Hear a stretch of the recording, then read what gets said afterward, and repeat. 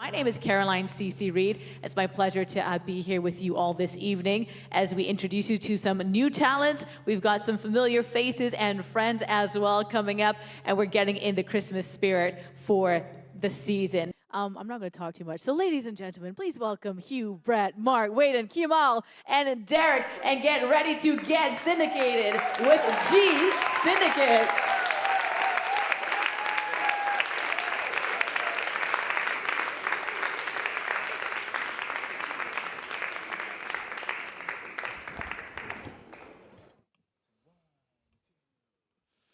Merry Christmas to you.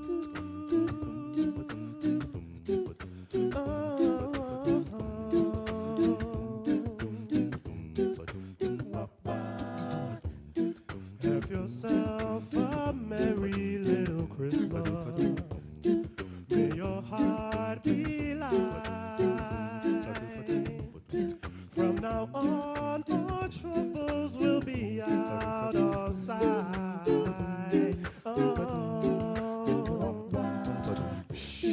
Have yourself a merry little Christmas. May the Yuletide gay. From now on, all troubles will be miles away.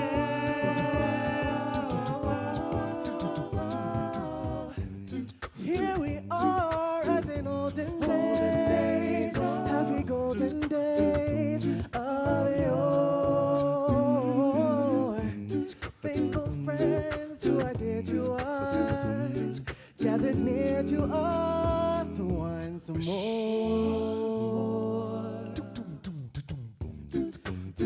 Years we all will be together.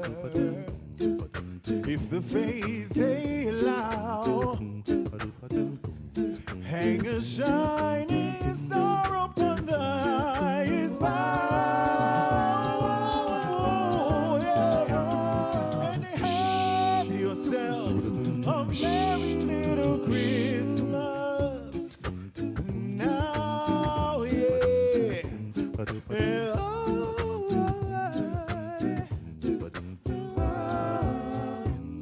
Here we are as in olden days, happy golden days of yore. Faithful friends who are dear to us, yeah, they're near to us once more. Through the years, we all will be together. If the fates allow, hang your shining star upon the highest bough,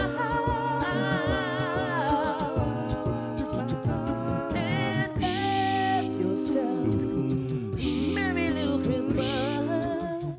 Have yourself a merry little Christmas. Have yourself a merry little Christmas. And have yourself a merry little Christmas now. Oh, a Merry Christmas now.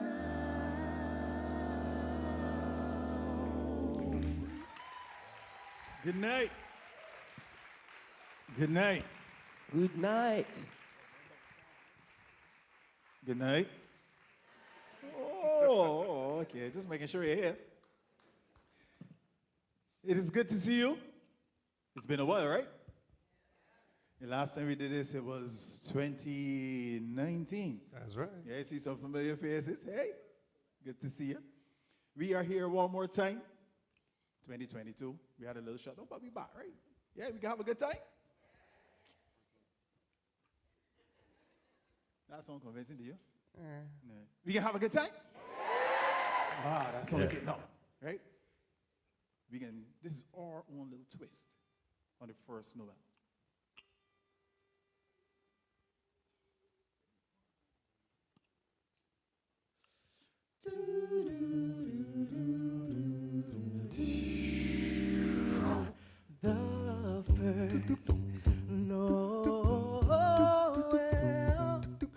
The angel did say was to certain poor shepherds in the fields where they lay. Oh, in the fields where they lay, like keeping the sheep.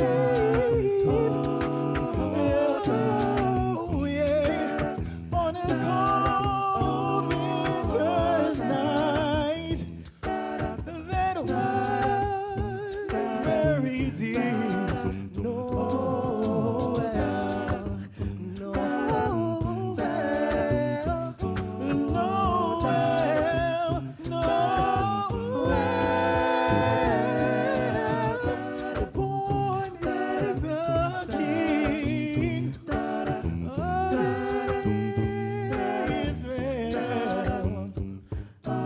As we celebrate the Warning. What you are about to hear goes against traditional romantic counsel expressed by friends, family, and Instagram memes and quotes.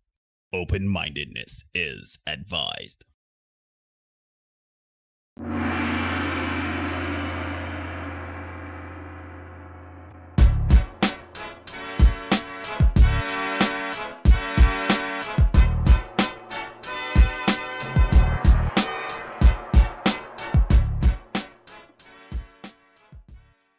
Yeah, ladies and gentlemen, boys and girls, people of all ages, and welcome to another edition of the Senate Podcast. I'm your host, Neil, joined as always by my brother from another mother, and your host, Derek.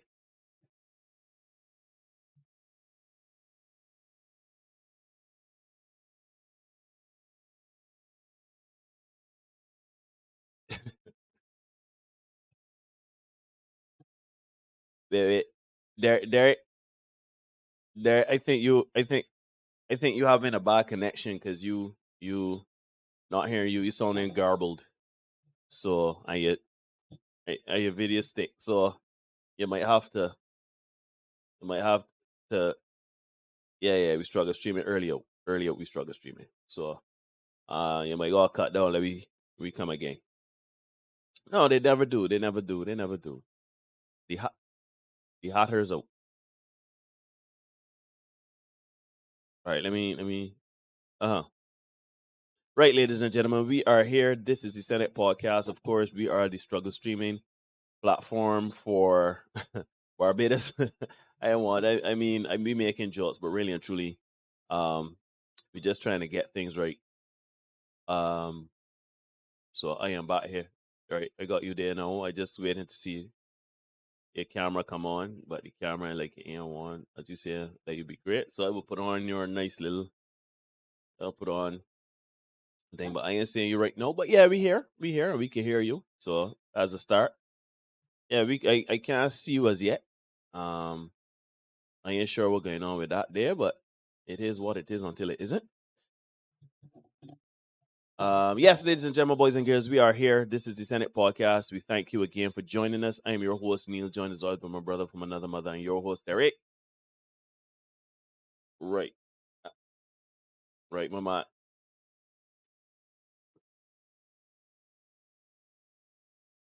It ain't gonna work. Nothing.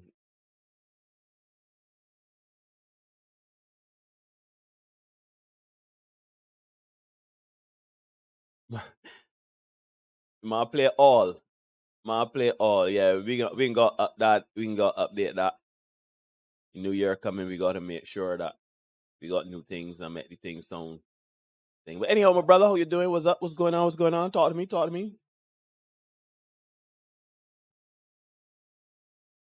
As per normal. As per normal. Mm-hmm. Well, I good. I literally just come in for people.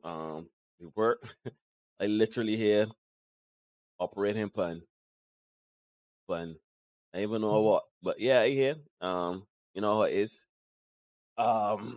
We are in the crank, but you know, the people would have heard a little bit of G-Syndicate playing some sweet, sultry songs of Christmas, etc., etc. So let the people know about G-Syndicate, let people know about that concert, let people know about who you guys are.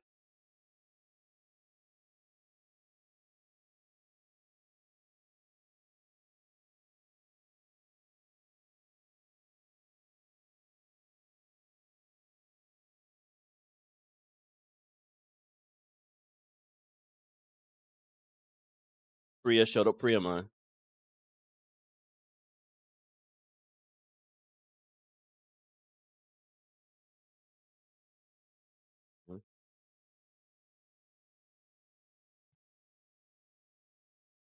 No. Stand in front. Wait. I realize they ain't hearing you. Wait. Hold on. The people ain't hearing you, man. All right. We struggle streaming and doing it as we like. Anyhow, hey, ladies and gentlemen, boys and girls, people of all ages, and welcome to another edition of the Senate Podcast. I'm your host, Neil Jones, with my brother from another mother, and your host, Derek. Yeah. And together we bring you another long-form content, the Senate Podcast. My brother, you're telling me how you're doing. How is everything? They can hear you now. So how your things? I hear quiet. I hear Biden as well. People say, I see Andrea Carrington Edwards in the house. I have not seen Andrea Carrington Edwards, I want to say, in nearly 20 years. It's probably about that. In 20 years. So Andrea, it's good to see you in the house. Good, long time. Glad to have you here. You must let me know how you got here, and it matters not how you got here. We're glad to see you nonetheless. You and the other 406. I hope you are subscribed. If you're not, hit the subscribe button. We appreciate it, truly do. And yeah, man, I here, ready to talk the things, as you would say. I have a laugh because this is the last long form of the year. So it can be fast submission night, so you know it can be wild. Of course, wild like spinach. Wild like spinach. So brace yourself, because I got some doozies here. All right, I hear. Sorry, I hear trying to get some people. Some people today was telling me, they said, "Wait, you do a podcast?" Like, I can't believe you do a podcast. I said, "Yes, I do a podcast." So I just here trying to share the content and everything. But yes, we already said it. Podcast. Derek, let the people know. You just talk about Brett Hugh, the guys waiting about G-Syndicate and the concert that was going on. Let the people know how they could contact you, where they could find you. I don't know if you want to let slip what's going to happen in the new year for G-Syndicate, but everybody know about G-Syndicate, what's going on. You can check us out, G-Syndicate 6 on everything. That's gsyndicate6.com here on YouTube, Facebook, Twitter, Instagram, SoundCloud. Everything is G-Syndicate 6. Just look for that. You'll find us. And we're going to be having some live performances as the year turns. We're going to be at CH Bar on the 27th of January already. So, and we got some other things planned as well. So we're going to be, as we get into them, I will let you guys know. And you feel free to come on out, check us out, join in, sing along, clap along, come and say hello. We don't mind, we don't bite unless you ask us to. So we don't have a problem with that, you know? What's our outfit when I run in, man? That when I got to bite that thing, man. What's it? Biting, biting. Big trap. Yes, so that is it for you guys in G-Syndicate. Remember to check them out. They are the premier acapella group in the Western Hemisphere, and I think those guys are awesome. Their Christmas concert is also equally as awesome, so check them out. Yeah, man. But we are indeed the we can get more steps here. Yeah. We are indeed the Senate Podcast. Please remember to like, comment, share, subscribe, hit notification bell so you don't miss anything. We closing out the year we're gonna limp to the end of the year with this content. Right now we only doing the live streams, but we want to get back to the Senate shorts. The Senate shorts are a bit lighthearted. The file submission is essentially what shorts are. We bring individual stories to you, but basically this podcast we deal with life, love, and everything in between from the perspective of two Black Caribbean men. And yeah, this is how we see it. And we don't claim to be the voice of all men. We don't claim to be the voice of the voiceless. We literally got an opinion and we got a platform. So we making it work till the wheels fall off. Anyhow, brother, for our submission night, you know, this is your forte, triggering people. So let's get into triggering it. People en masse. Yes, me. Let's stand our ceremony, as my man Ben would say. It's true. Let's get into it. Let's crack on. Okay, so we're gonna kick it off tonight. If we can get cranking. I decided that we can do some. We call it 6 brown chicks. Let's do the 6 brown chicks. We're gonna start with them. All right, no, that will be a little while. I just can't. I can't. It's be too much. So Too if you could much. kick it. So the first one here says, Yeah, give me 1 second. this Hold on, question hold on. says, Give me 1 oh, second. no, Let me no problem, man. No problem. No problem. let me get your brown chicks. Because I have 300, I have a folder on my phone, right? Dedicated to these kinds of things for the Senate. And it has 323 bits of stuff that I need to like kind of clear out in our folder. Listen, So, the man, I could promise you all, right?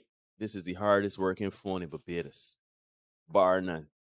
I'm telling you, it's dedicated they to nearly solve. shut down for me a couple of days ago, so I'm glad I was able to rescue it. All right, well, let me get into it with the 6 brown chicks. Yeah, let me get six brown chicks. All right, so this is the first one. It says, I'm in love with my work wife. I hinted for a year that I wanted to date her, but she was engaged. Her fiance cheated, so he brought flowers to our job. I blocked his delivery. He punched me so hard, I blacked out and shit my pants. Somebody filmed it and I got fired. She ghosted me. Help. Hashtag SBC chat. Yeah. Yeah, so what to say here? You love your work wife. Listen, stop calling people work wife and work husband here. Stop with that here. Stop with that here. Stop with that here. Stop with that here.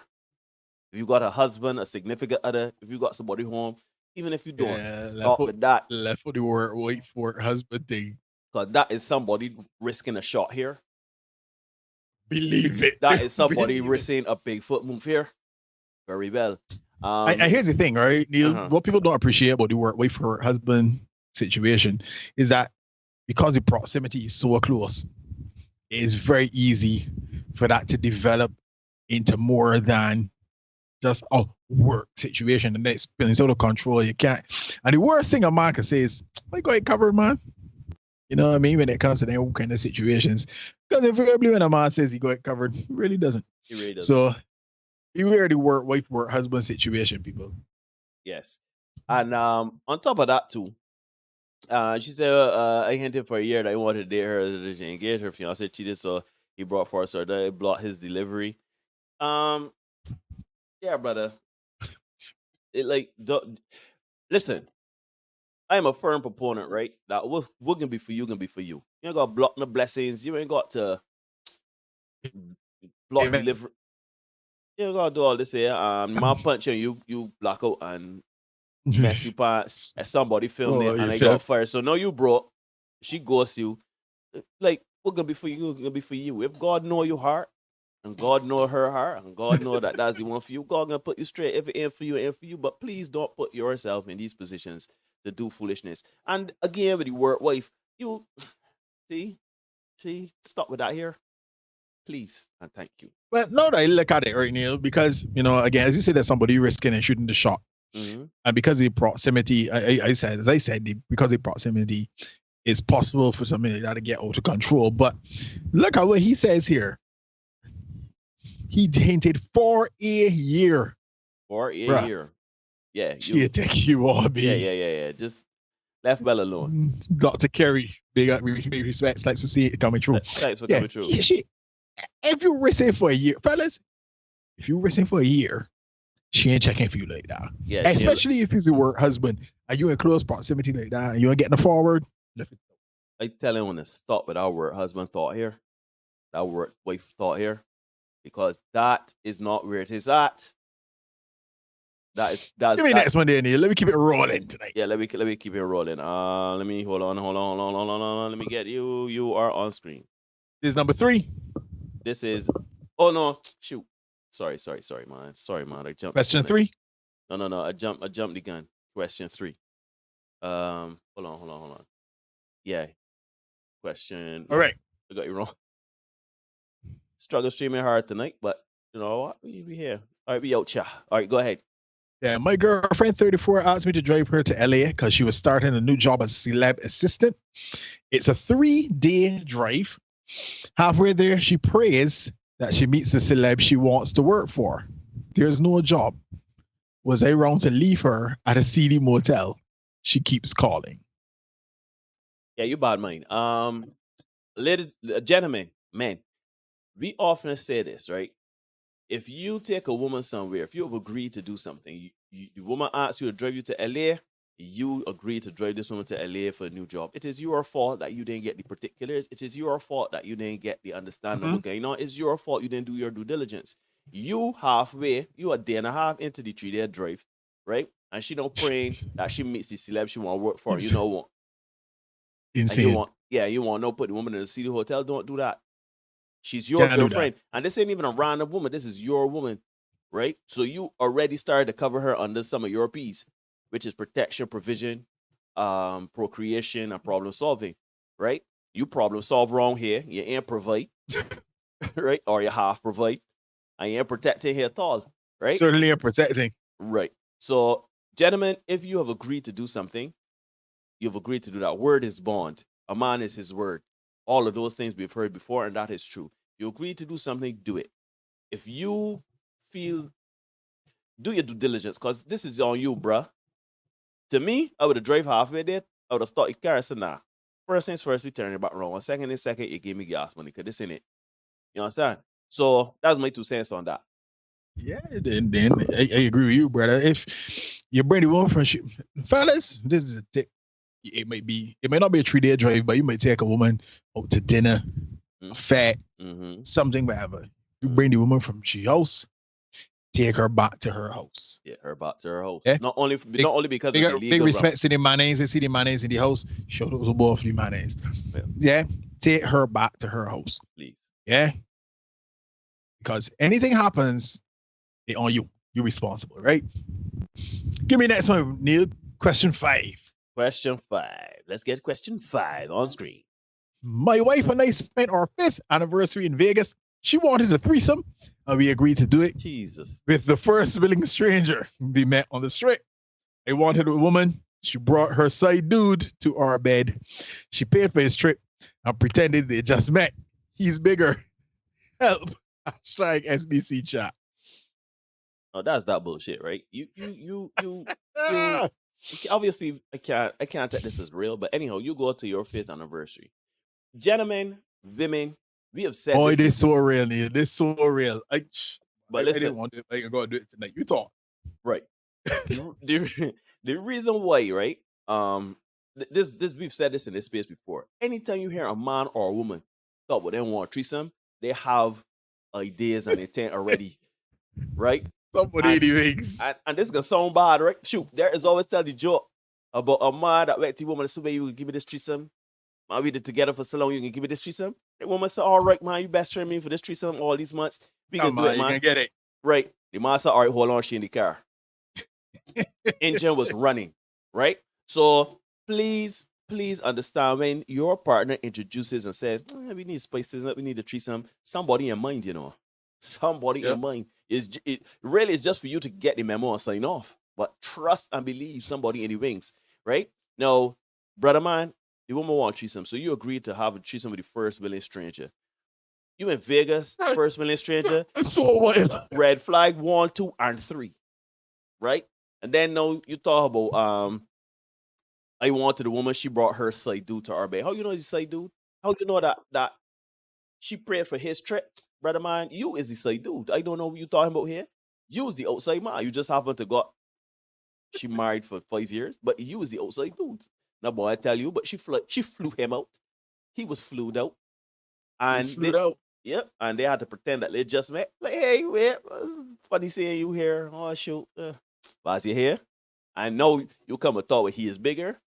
Brother man, at least your worries. That's the least of your worries. And you want help? You want help? You want already getting help. I would. G Garley would tell you. Yeah. But the help I can offer you, my brother, is a divorce lawyer. Anybody got a good number for a divorce lawyer? Put in chat. Save the man. Don't let man their language.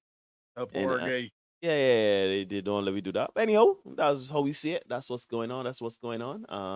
What you got for me here again, my brother? We got, you know, you don't stick up. He's got never empty, man. Never empty. I ain't call you never empty, man. Clip always hitting. All right, so next one. Give me next question, number 6 here. So, and it says, my wife and I are divorcing because I got her frenemy pregnant. Wife agreed I can live in the basement until I find a place. The walls are thin. I hear her with her male friend, and she was never that wild and loud with me.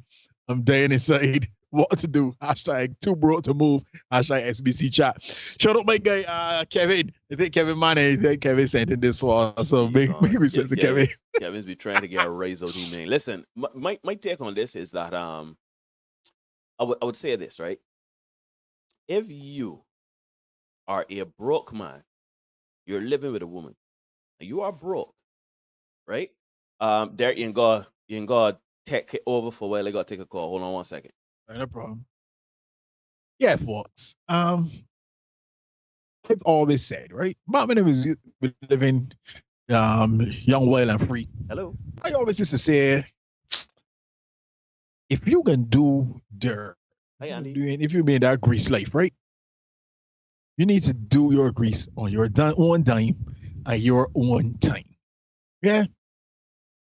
You cannot be out there. Yes, I can hear you. Trying to be wailing in these streets and a pot to piss in, as the people would say. So don't be taking your woman car to go at no other body woman. That is grounds to get stabbed. Don't be bringing nobody at your woman place. That is grounds to get stabbed. Don't be taking your woman that she cook for you and carrying to feed no other woman and the children or whatever. That is grounds to get stabbed. You don't do them things. Fellas, build yourself up to the point where, yo, dog, see my Kevin Hunt in the house. Yes, Kevin, man, and this is your submission. Yeah? Build yourself up, gentlemen, to the point where you can explore options like this if you want. You want to do your own thing. But if you're going to do your own thing, make sure you have the ability. If you want to tell you, look, good from here, then you can actually go from here. Make sure you got that ability to do that. But you can't let a woman say, yeah, you can go left in here and you scrambling. That makes no sense. So if you know that you're struggling, fellas, you got to keep yourself quiet. That's just where it is. If you know you have no place to go, you ain't got nowhere to get there, fellas, go keep quiet. That is just how school keeping. The reality is, men on a certain level just get to operate a certain way. For instance, over the Christmas holidays, I had a video circulating. Derek Rose was actually, the video was posted, I think, by either his wife, I think it was his baby's mother, that's what I would say. North Americans would say baby mama.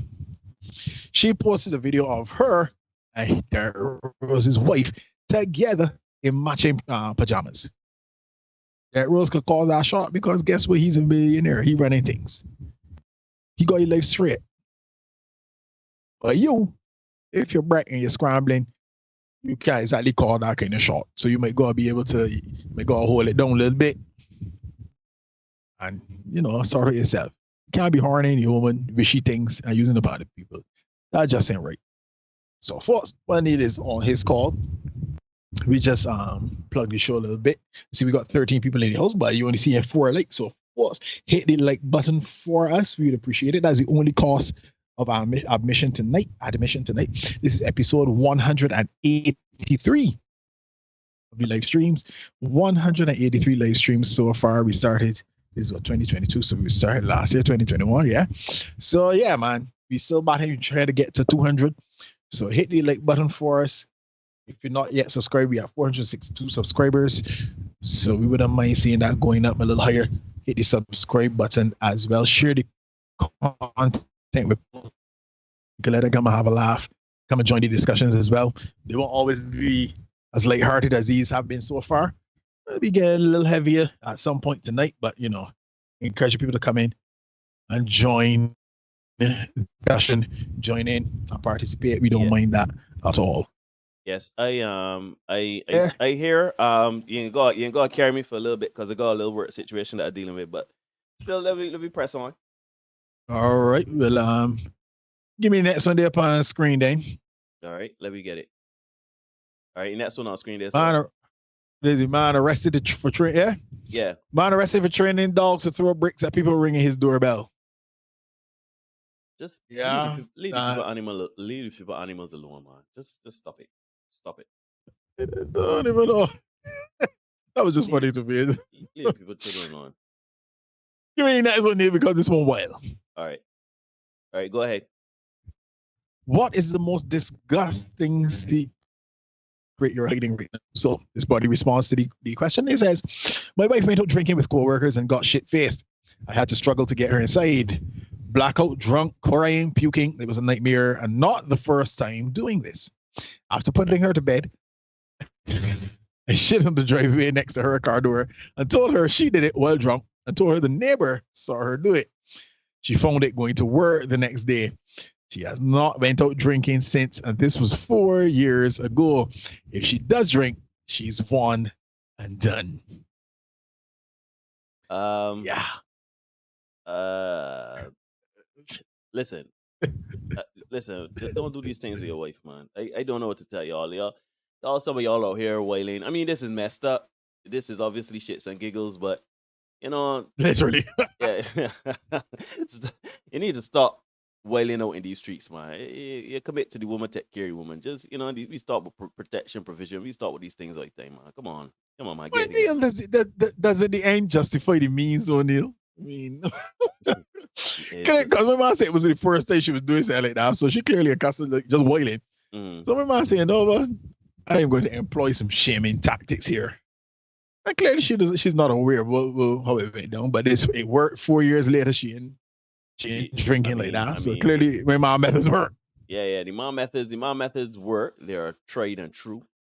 But diabolical like Skeletor. Yeah, that's Skeletor. Easy Skeletor. Anyhow, we going on to number 3. You see Marley in the house and Aston. Shout out to both of them coming on in. Fellas, if you're dealing with a woman that you stumbling about crying and puking and that kind of thing, that's not necessarily the best move you choose. So probably suggest you leave that, because he had to know that before they get married. Yeah, he probably just thought it would have stopped after they got married and they didn't. Correct, Jerome. My man get the outcome. Ain't justify the means. All right, Darren, you ain't got to carry the show here for a little bit because I got to deal with something. So I can put on the next one. All right, give me that one. Yeah. Go ahead. Yeah, what's the cheapest shit y'all ever did? One time I went and got a rental car of my exact make and model, manually swapped all 4 tires from my car to the rental, then took it back. Had a whole new set of tires for about $75. So fellas, OTP Tour saying man protected her from drunken behavior. Indeed he did. My man, as a true man, wanted the 4 P's, problem solving. My man solved that problem. Right? But yeah, and this guy, he's problem solving as well. My man decided he ain't buying the new tires. My man rent a car and then swap out the tires. Fellas, this is not the advice that the Senate is giving you if you want to get a tire change. All right? This is not that advice. Do what you got to do to ensure that you can manage. Is it really? As to say it's theft. I'm not sure if it's theft, bartering, exchange, or rose by any other name. As an Englishman, you would get that. You know what I mean?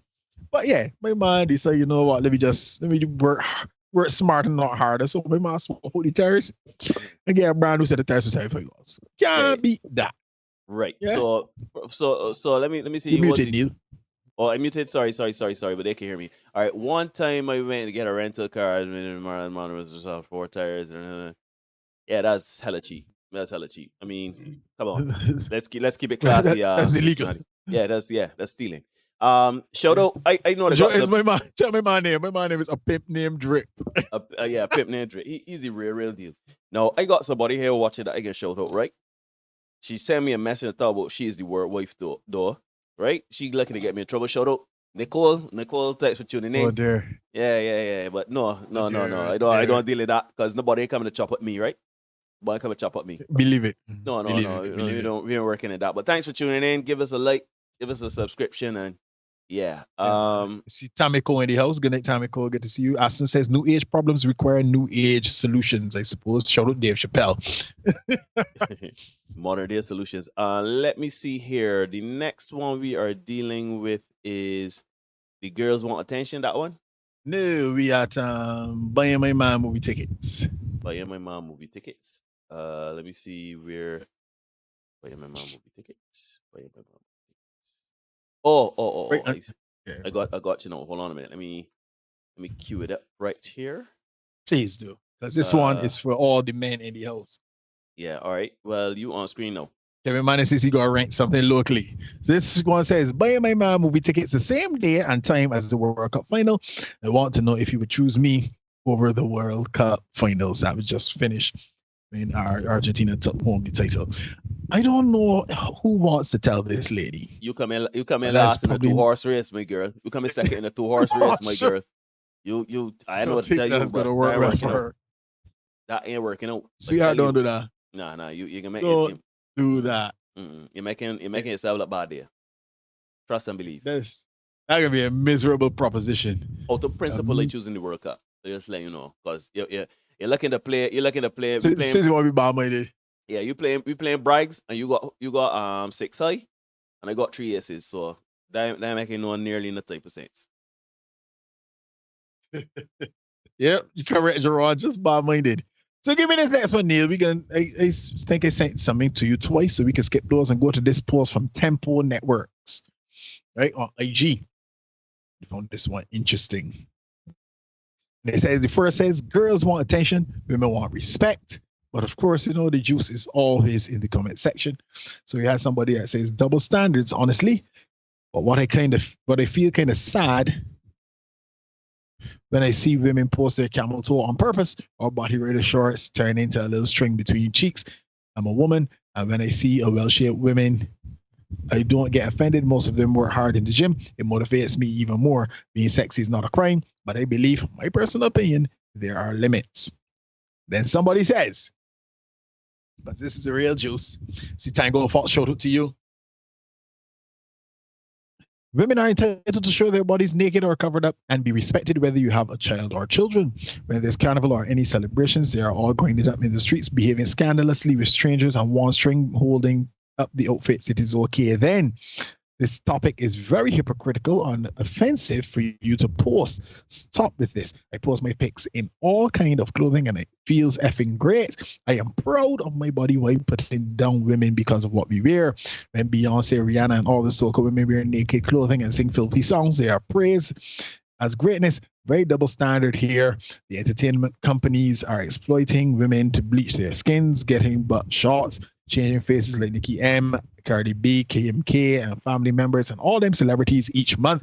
Let women celebrate their bodies in peace and stop putting us down. We were born naked, not in three-piece suits. God bless and think about this post. Amen. Right. So that's it, right? You got them all. Yeah. Let me tackle this here, right? Let me tackle this here, right? I love this type of thing, right? That sort of we were born naked. I like that. We were born naked. Yes. However, my girl, we do not live in the Garden of Eden, nor are we Neanderthals. We have something called humility. We have been given, it is called a punishment for sin. We feel shame. Yeah? Now, whether you want to believe it or not. And ladies, please, anytime you get into these arguments, right? Please do not compare yourself to Rihanna, Cardi B, Megan Thee Stallion. Don't do that. Especially when we come to talk about body things, right? Don't do that. You know why I say don't do that? Because one, they're not a barometer to say what is morally right and wrong in society. They are praised because the people that follow them, it's all our marketing stuff. They're sexualized, and a lot of feminists hate to see Rihanna, Beyonce, and those types of women because they are sexualized for their body and body only. And their lyrics are slack and disgusting, and they feel as though that is diminishing the efforts and energy of feminism. Take a pen, Neil. Take a pen. The lyrics are slack and disgusting, but a lot of this. Who's listening to not Kim K, she don't sing that. Cardi B, Nicki Minaj, Meg Thee Stallion. Not me. So even Rihanna. Not me. Beyonce. Who's listening to them? Not me. The Beehive ain't full of men. Just saying, it's not full of men. Right? The Rihanna Navy, the Re-Navy or whatever, that ain't full of men either. Right? The Cardi B druggers, they've been in Well, I may neither. Right? The druggers. The druggers, right? So don't use those people because there are being a lot of people see them as being sexualized for the wrong reason. The second thing I would say is that the reason why you don't use people like that is because you are not those people. Those people are rich and famous, and they have become rich and famous by doing so. What's your claim to fame for showing out your camel toe and your breast? 25 likes on Instagram? No. If you can sell your soul for 70. Don't sell your soul for a burger pot with cheese. But this is what you call a red herring fallacy. Yeah. Strong because argument. when you just throw in, you're talking about carnival and performers on stage. That is not the everyday situation. All of those are exceptions. So when you come and you bring those things, you sound perfect, you sound, profound, but you're really ain't saying much. Mm-hmm. Anyhow, Neil, give me the next one, because this one, here we go. Let's get into it, guys. Let's get it. Hold on. Don't move. What's the next one? Because I kind of behind here and I dealing with a situation. So let me highlight it for you, my brother, because this one here. Then we download this here. We download this here. One. Yes. Jerron says you can post what you want, but you aren't in control on how people respond to your post. So the strap posts are not seen the same way by everyone. Mm-hmm. Facts. Not only that, you can't control, but you could control who sees them. You can't control, as you said, how they're going to respond. And there are people who you do not want to see them, who will see them and they will comment and say something you don't want to hear. Yeah. So you gotta choose what life you vote. Yeah. Anyhow, Neil, are you ready? Let's get down, man. Wait, hold on. What did they just do? Yeah, hold on. This next one I found on Chantel Simone's community tab. So shout out her, Chantel Simone. Great. She's another creator growing in the YouTube space. Mm-hmm. So big up Chantel Simone. Right, and this one was on Spiritual Word, and she posted the post, and then some of the comments that she saw. So somebody posted, this was on Spiritual Word, and it says, 30-year-old Texas woman stabs boyfriend for not helping her with the bills. Mm-hmm. And then we had, of course, the screenshots. So somebody says she innocent. At this point, I completely understand her frustration. She's innocent. These are all ladies responding, right? Somebody says, free her right now. Free her. Not saying she was right. I'm just saying I understand. That's a Chris Rock line. Good for her. Somebody says, I mean, she's not wrong. LOL. I understand her. LOL. Free her. She innocent. Then this person says, LMAO, she needs an award instantly. Honestly, one for courage, acknowledgement of someone's poor character and behavior, and then actually doing something about it. Then somebody says, what's her inmate number? I want to add something to her books. These are all responses from ladies. Let's keep that in mind. Keep that up. Yeah. Free her now. This was financial self-defense. I don't care. And then the last one says, I mean, I really don't see the problem with the blind person emoji. Right. You know what I love about this? You know where we can go with this, Derek. I think everybody should know by now, if you're a follower and a avid listener to our content, you gotta know where you're going with this, right? Because if that was a man that decided to stab his woman because he couldn't get a sandwich, or he couldn't get some loving or whatever, and the man was in the chat in the comments saying, I'm gonna free my nigga, free my ninja, Pookie, sorry, right? It would be like, a little misogynist. But Neil, but hold tight, Neil. You gonna make a hypothetical situation. So there is no here so struggling for 20 years. But that's true. Facts. 3 years, 30 years here. Johnny Depp here the other day. 1 second. Keep talking. I came back. Yeah. You know what I mean? And I see the fellas here in the chat saying the same thing. Flip the script and the man won't locking up under the prison. If a man said what those women said. Exactly. That's what we're dealing with. And we gotta be honest. I think we gotta be honest about these things. What we are seeing more and more these days is that men want some kind of acknowledgement of the things that are really happening, things that are being said, or things that are being done. Because again, we have no problem saying that if a man has said some of those things about a woman if these situations were reversed, we have no problem saying that that's reprehensible and that shit from Mel Hall in the house. Good to see you, my brother. Good to see you. We have no problem saying that a man should be, those things are reprehensible, and a man that does those things should be held to account. We have no problem saying that. By the same token, we want to acknowledge that when women do these things, they too have to be held accountable. That is all men are saying.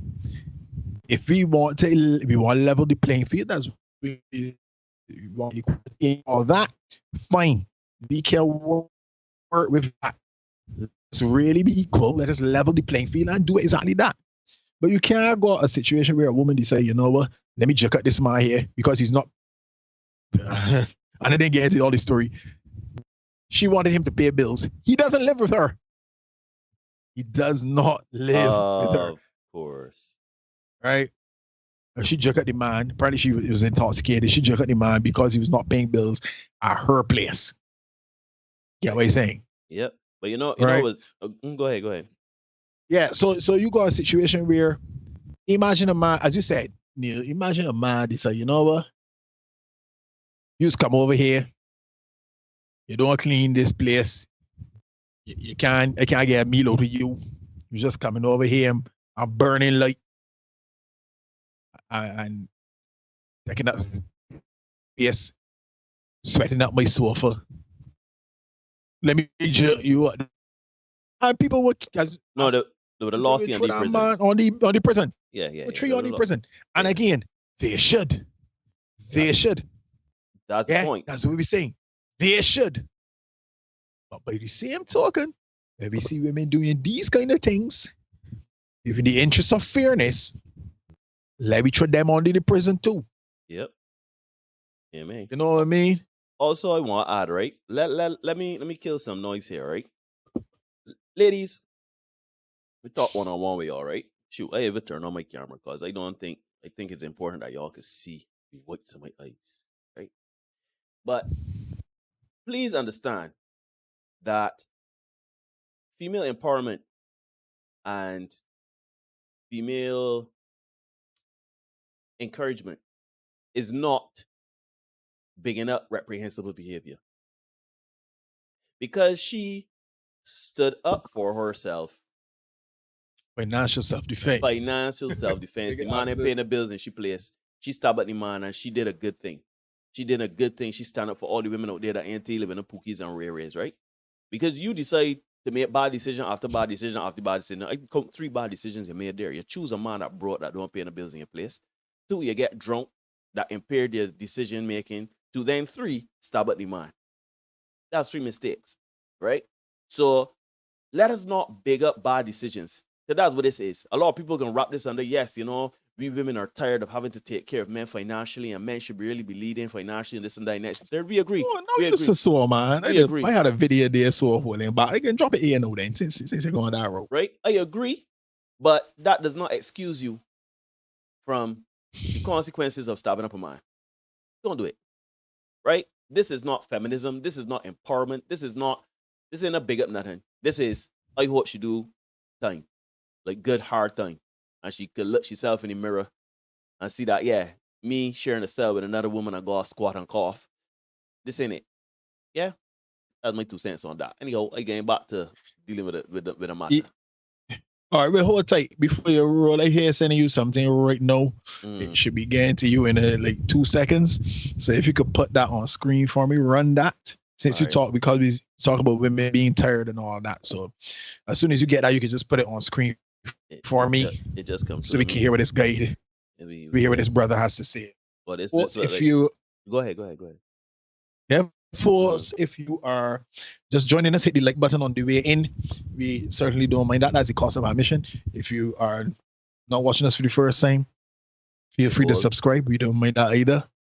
Feel free to, I see the subscriber number move. So join in, hit the subscribe button. We'd appreciate it. And share the content with somebody else. Let me know when you put that one on screen here. Yeah, I just making sure it look pretty. I want to. Okay. You on screen. Tired. They're tired of being independent. They're tired of being looked at as the strongest. They're tired of having to take care of the kids by themselves. They're tired of bearing all the weight. Don't believe the hype that you see on all of these social media networks. Black women are tired, and the reason why I know this because I talk and have conversations with a lot of black women. But what a black woman really want, she want to be able to go to the soccer games. She want to not have to be the sole leader and sole provider of her family.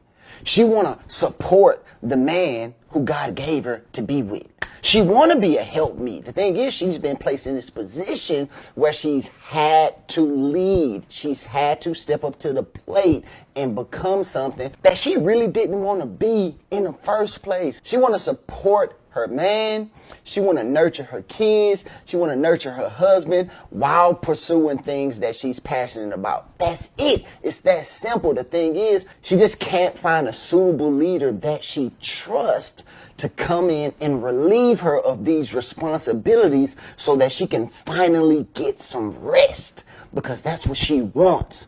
Rest.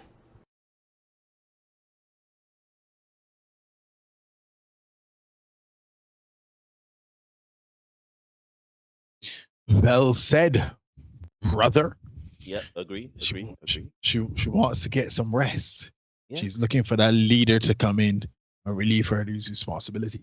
I don't know why women like to believe that is a badge of honor to struggle. I do not understand why. But here's the thing, Neil. Independent black woman that taking care of 2 jobs and 3 kids and trying to date and trying to run a business and thing. Why you getting a badge of honor? Cause you getting it do. Here's where you can sit struggle to so that, though, much Neil. as black Here's where you people? can sit to that. Mm. Yeah, you want a man that strong leader to come in and lead and all that. Well, you only want things after you got the children. After you're struggling. Dum dum dum. Where is that? Because don't tell me that the man can't lead, but you get pregnant free. Don't tell me you ain't a good man. You're pregnant. That may be in Christmas and things, or things happen. You can look for starring some main pipes like camels coming across from the east, right? But how is it? These men ain't no use, but you not only laying down with them, but producing children for them. And when you hear him saying, this guy talking, he's saying, you want a leader now to come in. And he's actually saved that situation. So why you didn't go after that guy first? Let's assume that them is 2 different fellas, right? Because you get pregnant for one set of fellas, you're done with that. So now you're looking for this guy, this leader to come in. All right, leader comes in. Yeah? You didn't want it at first because you ain't get pregnant for somebody else. Yeah? Oh, for surely, no joke. Having a baby is definitely a bigger commitment, especially today, and a longer commitment than getting married, right? No. But you didn't want that fella at first. Mm-hmm. You get pregnant for Pookie, Rare, Junebug. And now, after the fact, you want this other guy to come in and relieve you of your responsibility so you could get some rest. You should study the rest first. So when you hear these fellas talking, right? Sound real good. Sound real good in theory. Yeah? Sound real good in theory. This pandering and posturing, it sound real good. But when you get pregnant for a man that you cannot trust to lead you and your family anywhere, why? If that man can't lead you nowhere, well, you get pregnant for that man. That's the part that we gotta start asking. Not only we as men, but ladies, you gotta start asking yourselves, look, if I lay down with this man sexy and thing, but if I get pregnant, how things gonna start with this man? Is this the kind of man that I want to raise children? To raise my child? Yeah? There is a clip that was going around. I probably got it on my phone somewhere, but look for it. there's a clip going around with this lady who said she was a teacher, and one of her students said, she wants to have 2 baby daddies or something like that to get child support or some dog like that. And she wants children, but she doesn't want to get married. So the teacher asks, well, why you want children but don't want to get married? The woman's like, yeah, because the man might not be no use. So the teacher asks, so why you get pregnant for somebody that ain't no use? And that's the next thing we got. Let me go off a little bit on a side avenue to that, because there is this prevailing thought, and because the girl that was saying, so she was like in 8th grade or something like that. She was still in school, and she was of the impression, the belief that, well, look, the men in the youth, it's better to just get pregnant for them and let that be it. Don't look to build a family, none of them things. Just get pregnant, get some children, and we can make it work from there. And that is in school. From school, she got that kind of mentality. We gotta do something for that, about that. We gotta do something about that. Because that's not necessarily the right way to approach building the families, and families gonna lead to community and stuff like that. You can't be approaching it, but yeah, men in the youth, so let me just get pregnant for them. And That not don't look make no to establish a family or anything. that Yeah, can't don't make care how sense. you spin it. That thing. No, the good thing about technology today, Nicole, she would have asked me, and yes, Nicole, we don't dipsy doodle here, nor we don't hide. So I can call your name. I can call your whole government like today, but I can call your name. She asked, why can't it be during that she wants the man, wants that leadership from a man, right? A woman wants a teammate. Now, Nicole, you're new to this channel, right? I posit to you that a woman does not necessarily want a teammate. No, I understand that sounds good. It sounds like you want somebody to be a participant. It sounds like you want somebody to be 50-50 and an equal share. But here's the thing. That is so subjective, 50-50. And are people having the conversations about wanting a teammate? Because at the end of the day, right, we have talked to many women. Many women came into this space and have come into this space, and they're in this space. And then on top of that, let me start from the beginning. So men get down on one knee and propose to women. Men control access to relationships, right? Women bring a nurturing spirit to everything. The issue is that people go with this thing about 50-50 and it's going to be equal share and equal load, but it is subjective to what their perception of 50 is. For example, 50% from a man and 50% from a woman looks very different, right? And people start to compare each other and compare their efforts and say, my 50%, your 50% ain't looking like my 50%. For example, you live in a house with a man, you washing up all the dishes, this man ain't washing a dish in the house. You vex, he ain't bringing 50%. But then when you look at what he's doing with the bills, you paying 75% of the bills. You understand what he's saying? Or it could be vice versa. These are just examples. I'm not trying to be misogynistic, as people would like to claim. Yes, Lee, it's 100% and 100%. So I posit to you that people don't want teammate. Men don't want teammate. Women don't want teammate. Nobody wants a teammate. People want someone that they could build and share life with. And that will look different to different people. No, we have had sources that stated that sometimes the man is going to be given 100% and the woman is going to be given very little. And there are going to be times where the woman is going to be given 100% and the man is going to be given very little, because life happens. Children happen, work happens, things happen. So this whole notion of a teammate and I can put in equal to you put in equal, it is very subjective, because my equal and your equal ain't the same equal. Your 100% and my 100% looks very different. As Derek was saying, we are not being intent. We are not filled with purpose and intent when we get into relationships. Are we talking to our partners? You talking to a man and say you want a teammate? You say to know exactly what you expect from the man, that you want the man to pay bills. You holding him to account that if you don't pay the bills, what's going to happen? Right? Are you telling the man your expectations as a man of the house? Are you telling him the expectations you will have placed on you as the woman of the house? Because saying you want a teammate sounds good, but there are a lot of women, particularly black women that are frustrated, that just want help. They don't even want a teammate. Them just want somebody to come and pay a bill and help with children. Good. Don't stick a pin, Neil Hoyt. I sent you 2 screenshots there just now. Put another on my screen there. Let me read them for the people, because this is exact. No, you talk about people wanting help. This is exactly what's going on, and that's what that guy referenced just now. You know, when he said that they just want rest. Yeah, you want help. It's a fancy word to say, but you want help. Well, right? You're or ease for the bad decisions that you have made. Yep. But really and truly, you have to be more discerning up front.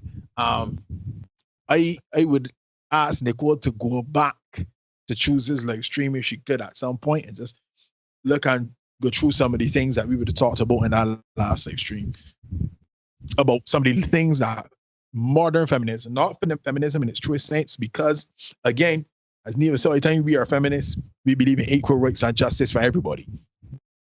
But this new age feminism that, oh, you can do this, you can do that, and then just get the outcomes you want. Nah, it don't really work like that.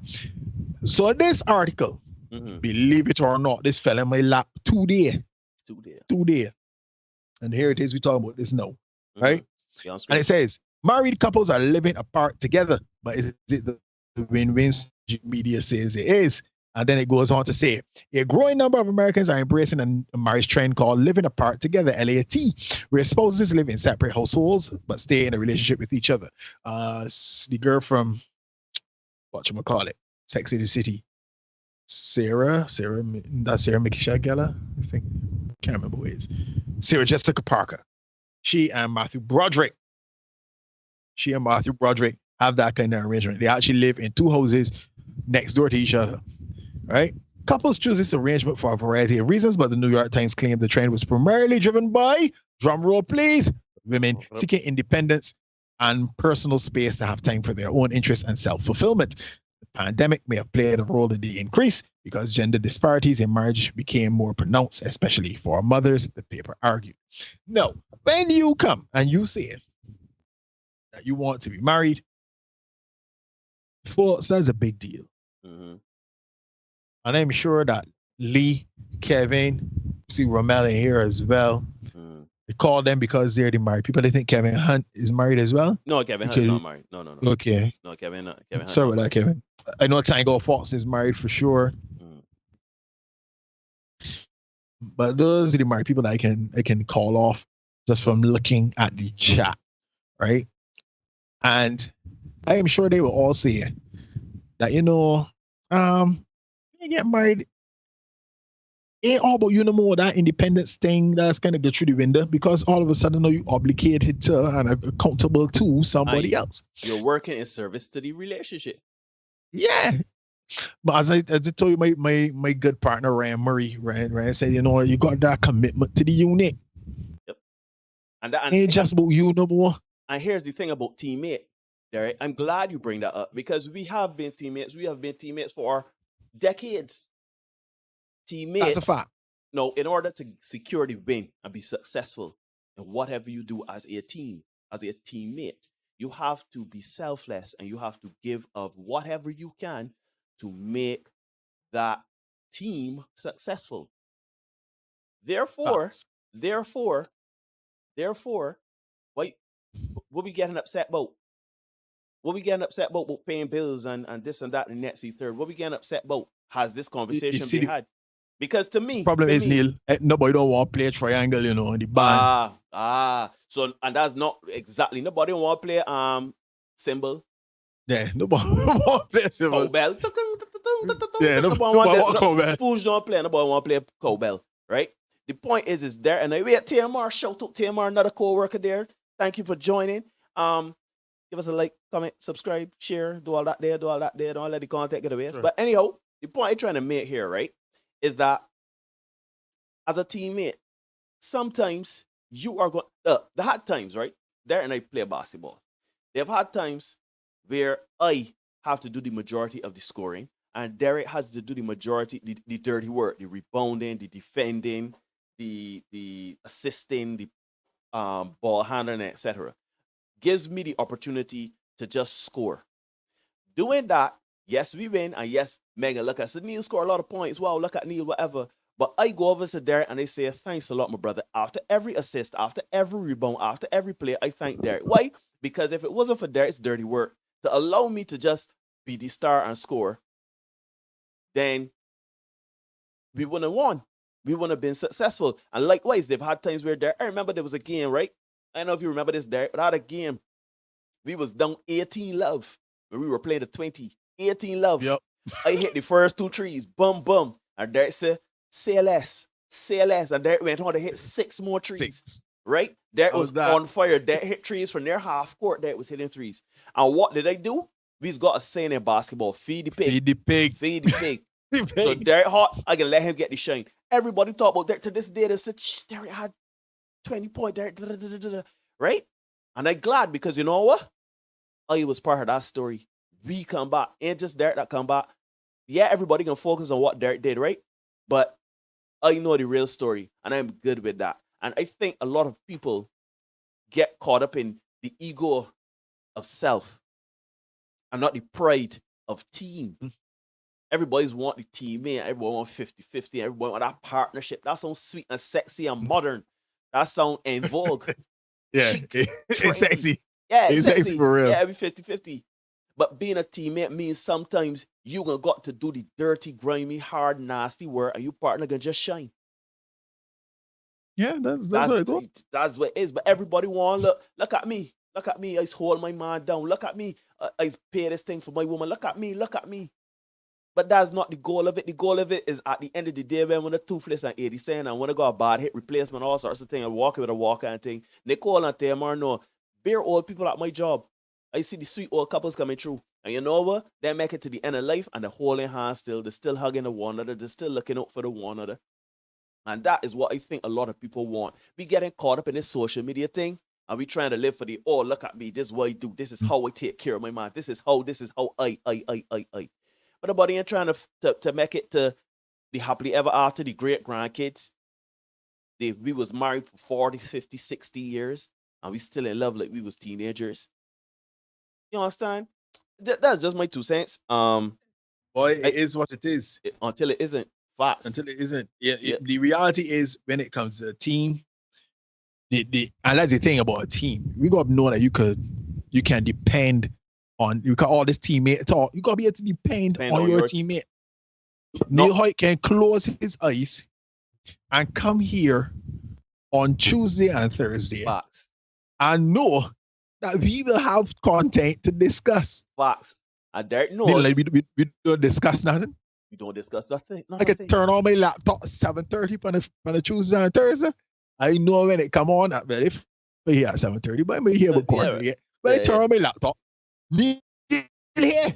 I hear. And the lights on and the string and we working. It might struggle for the first few minutes, but we could get it working. And that is what a teammate is. Because watch, right? Our dynamic is a perfect example. When you see Derek and myself come, you see Derek is a man that speak very eloquently. He's a man that sing when you see the man with his G-Syndicate and thing. You see Derek. And you see Derek bring the content, Derek bring the articles and the research, and he does the monologue. Me now, I give my raw, wriggling, unfiltered thoughts and feelings and emotions. Right? At the end of the day, a lot of people will look at Derek and may think, boy, Derek is the real star of this thing. He's the real thing. Shoot, Derek may go on to do radio and stuff off of this.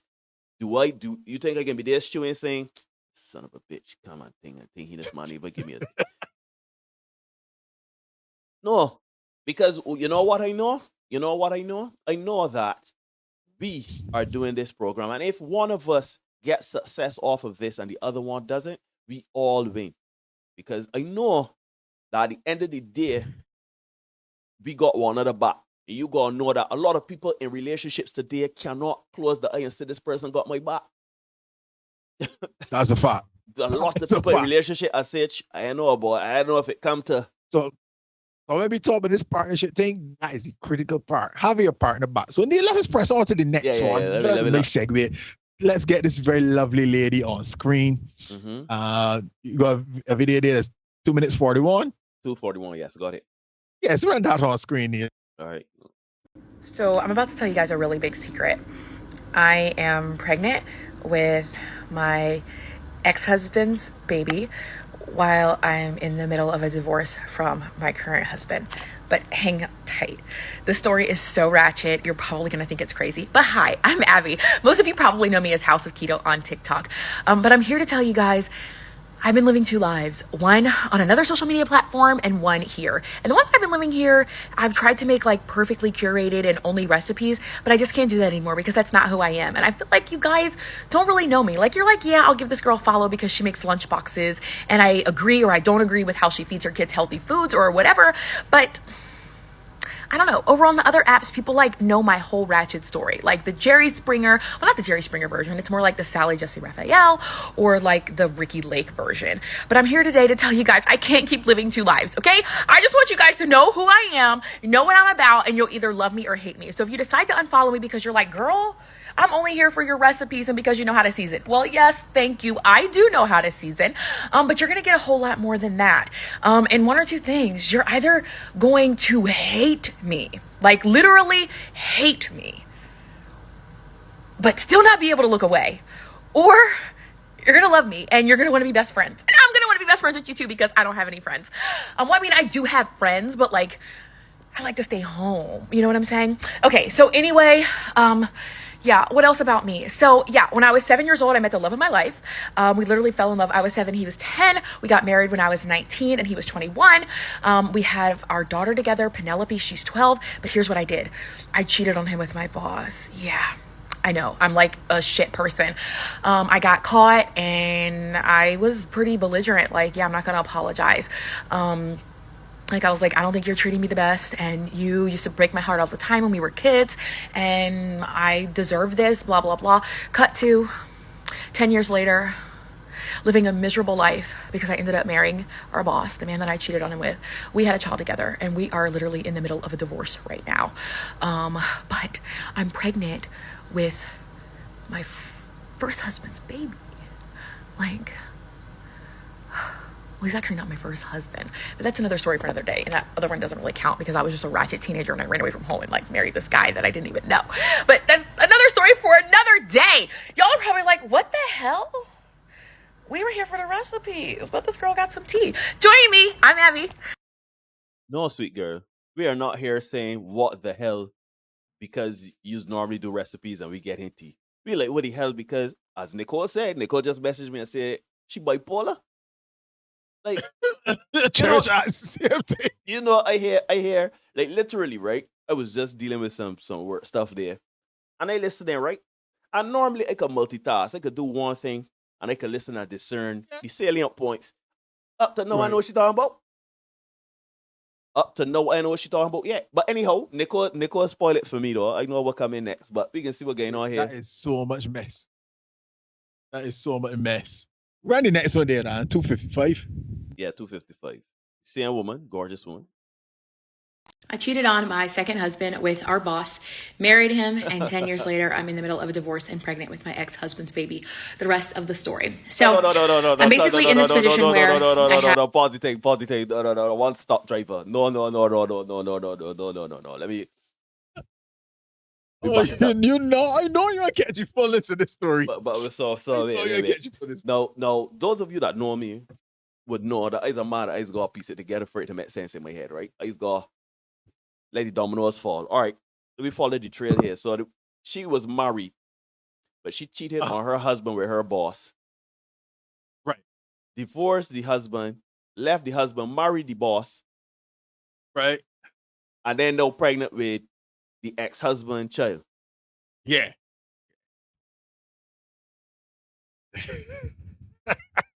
Oh, by the way, the first husband was really the second husband. Let's not forget that. Indeed. I don't think we need to go any further. I think we've heard all we need to hear. Listen, I hear looking at the thing. It's a 2 minute and 55-second video. We met 11 seconds. 11. There's a record for the Senate podcast. What? Now I am Your morbid curiosity. Morbidly intrigued, yes. So we can press on because I really want to see what this woman can say. Let's go then. Let's go, man. In for a penny, in for a pound. Yes, let's get it. I have no money. All of my money is I'm signing over my checks, like paid to the order of unnamed boss. He's depositing into his account. The only money that I have is money that I'm getting for child support, which all of that money was going towards daycare. At this point, Anthony is still seeing Penelope. Anthony saw Penelope. I guess we separated around the time she was 9 months. He continued to see her up until she was about 3, maybe. All right, I'm gonna pause the video. I pause the video for a minute, right? Because I am the man I am, and I know you'll appreciate this. I have frozen the frame here to really look at this woman. Her nose is red, her cheeks are red, and the rest of her face is pale. What does she look like? A clown. That's what she looks like. A clown. This is what, like, honestly speaking, let me see if I can find a quick picture of a clown here. I can run the video some more, but I can come back. We can revisit this clown talk. So I just give me a minute. So I can continue the video. A few months older. And we would communicate through this email address. My dog's going crazy back there. I don't even know who's fighting. We communicated through this email address. He would say when he wanted to see her, I would say, okay. And he would see her. And everything was going fine. Then at some point, I just stopped getting emails asking for him to see her. People are like, why didn't you reach out to him or whatever? I kind of had I felt some type of way because I felt like I shouldn't have to beg him to see his daughter. And I personally felt like I thought he just didn't want to see her anymore because it was just getting to be too difficult for him or whatever. And I didn't want to beg him to be in her life. My thing was always like, I'm not going to beg someone to love their kid. Like, you either love her or you don't. Little did I know that he was actually contacting me, actually was under the impression that I was setting up and agreeing to times for him to have custody of Penelope, but I just wasn't showing up. And I did not know this until 10 years later. Literally, I just learned this like 6 months ago, that there were times that he has witnesses, his family, that would drive up 4 hours from Virginia to Maryland to pick her up, and we just wouldn't be there. But I didn't even know that I was supposed to be there. I'm thinking that he's not contacting her. So we had a lot of drama in the relationship with me and unnamed boss. We did not get married right away, mostly because I wasn't interested in getting married. And there was just... So I gotta pause real quick, right? So because I am who I say I am, right now I'm gonna put on screen, there's a picture of the woman and a clown side by side, right? I want y'all to tell me, spot the difference. Which one talking here? Especially given what she's saying. Look at the red cheeks. Look at the red nose. I don't know. Y'all tell me. Am I being too harsh? Is she really a clown? All she missed is a little dive. As a matter of fact, this is a website that's selling the wig.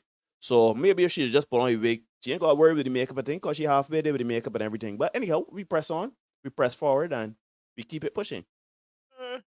It seemed like our relationship was basically at this point fueled by the drama that we were dealing with. And then once that kind of settled down, after those first 3 years, then the light kind of really shined. The spotlight was on us. I don't know how to say it. The spotlight was basically on us. And it was my opinion that I started to see like a lot of, I guess, I don't even know how to say it because I'm just trying to tell the things that happen and not necessarily my feelings on the people or the situations. But some things started to happen. I started to realize that it's my opinion that I was under surveillance like 24/7 in my car. Phone conversations that I was having would be repeated back to me that no one else was present for except for myself. And it just started to feel like, it's my opinion that I started to feel like I was like being held, if that makes sense. I'm trying to, I don't want to use the stronger words, but it's my opinion. That's how I felt. And it was hard, really, really hard. Derek? Ladies and gents, that's a word salad. I was just about to say it. I would give you $5 if you tell me what she just said. If you surmise what she just said in a succinct... A whole lot of nothing. Like... A whole lot of nothing. All that. Sweet girl, you cheat by your husband when you boss. All right. You're done with your husband, you ain't be the boss. All right. I see TMR saying she thought the grass was greener on the other side till she realized it was just spray of paint. The grass is greenest. People say grass is greenest when you water it. But you know what we say here on the channel? Tell the people. The grass is greenest near the septic tank. Boss. Yeah? That is where the grass is greenest. Go and look at your yard and tell me. Grass is greenest near the septic tank. So she left. The husband went to the boss. but still get pregnant for the husband, who is not the first husband. He's actually the second husband. So no, you just a mess. And I see Lee putting it here best. This is just a bougie looking / speaking woman behaving ratchet. Ladies and gents, there is nothing to be gained from ratchetrousness. Leave it out. Left out the ratchetry. There ain't nothing. Nothing. This is all. Let me get Keisha there, man. Let me get Keisha right here. I play Keisha here long. Let me get Keisha. You know what I mean? What is she? Wait, she gonna do all that kind of things? Because at the end of the day, she's trying her best to shake accountability. She says she cheat on the husband because he used to treat she bad when there was teenagers. That's my roommate, an adult. But she wants to smaller. I just just a sore and be done with it. Yeah. But we going all around the world to come back. As TMR said, right? She said like 400 times and still ain't making the sense. None. I see Jason in the house. Good night, Jason. Shout out Jason, man. See you, man. brother. Mm-hmm. But let me press forward, Neil, because we got more. Oh, cause I gotta work to do. You have so much work to do. And then, okay, let's get this one here. Ladies and gentlemen, you are watching the Senate podcast. Like, comment, share, subscribe. Let me get into it. You like it? You see it? You like it? Let's get here. Girl ready for ladies night. No. You know the drill. But Come babe, to the come bathroom. on, please. Bathroom. Ugh. All right, be still. You know how this works. Mm-hmm. Now listen, you know the drill. Man. If a man come up and try to talk to you, how do you respond? Man, I don't want no drink. Yes, yes. Whatever. Yeah.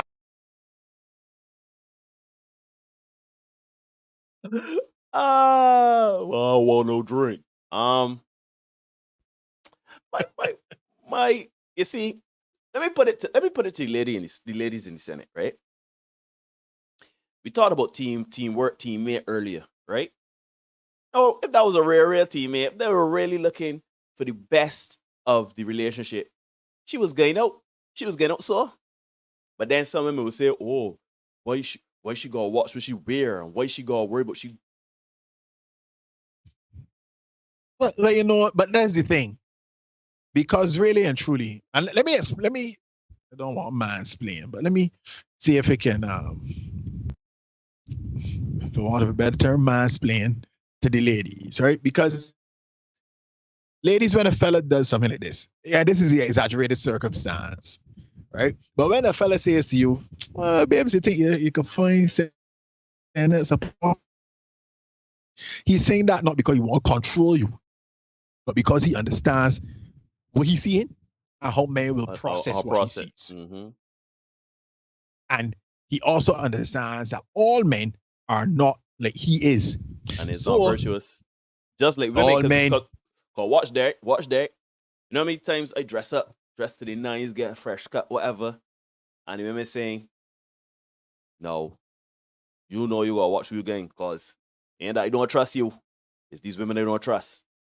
There you go. Yeah. You know the Italian Job, Donald Sutherland's character had a line. He said, you trust everybody. Is the devil inside them we don't trust. Ah, boy. Right. And ladies, when your man says to you, yeah, babes, I know if that's the best thing for you to wear. Especially if you're going out for ladies' night, for girls' night. That he don't, it's not that. But he's saying to you, when you go this, some attention that you do not want. Yeah, we know you want attention. We get it. We know you want some fellas to look at you and say, yeah, well, sweet girl, you're looking a certain way. Yeah. We understand that, right? But we also know that everybody ain't gonna approach you like a gentleman. May I have this dance? Nah. Some men gonna come up, yeah, my sexy friend, what's going on? I try to slap me upon your backside and that kind of thing. He is trained to prevent those things from happening. Now, for me, Neil is a different kind of man, right? Me too. Right. Preach, brother. I know If- exactly what you're gonna say.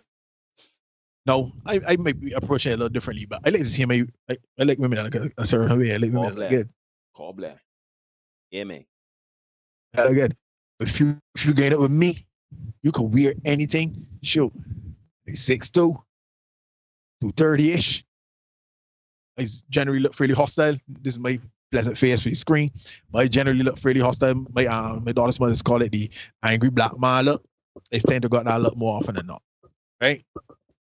And such people don't approach me. People don't say much, right? If you rolling with me, wherever you like, within reason, of course, but wherever you like, make yourself look as sexy as you want to look. But if I am not with you, and I am not there to protect you, yeah. If I am not there to protect you, I would prefer if you didn't go out feeding the bears and tempting fate. Not only that, but not only protection, but problem solving. Because I've been out with women before, way back in my day. So I don't do that stupidness no more. And then pulling down and pushing up and pulling down and pushing up and skinning, and they're trying to. They got on. They look very good, very damn good.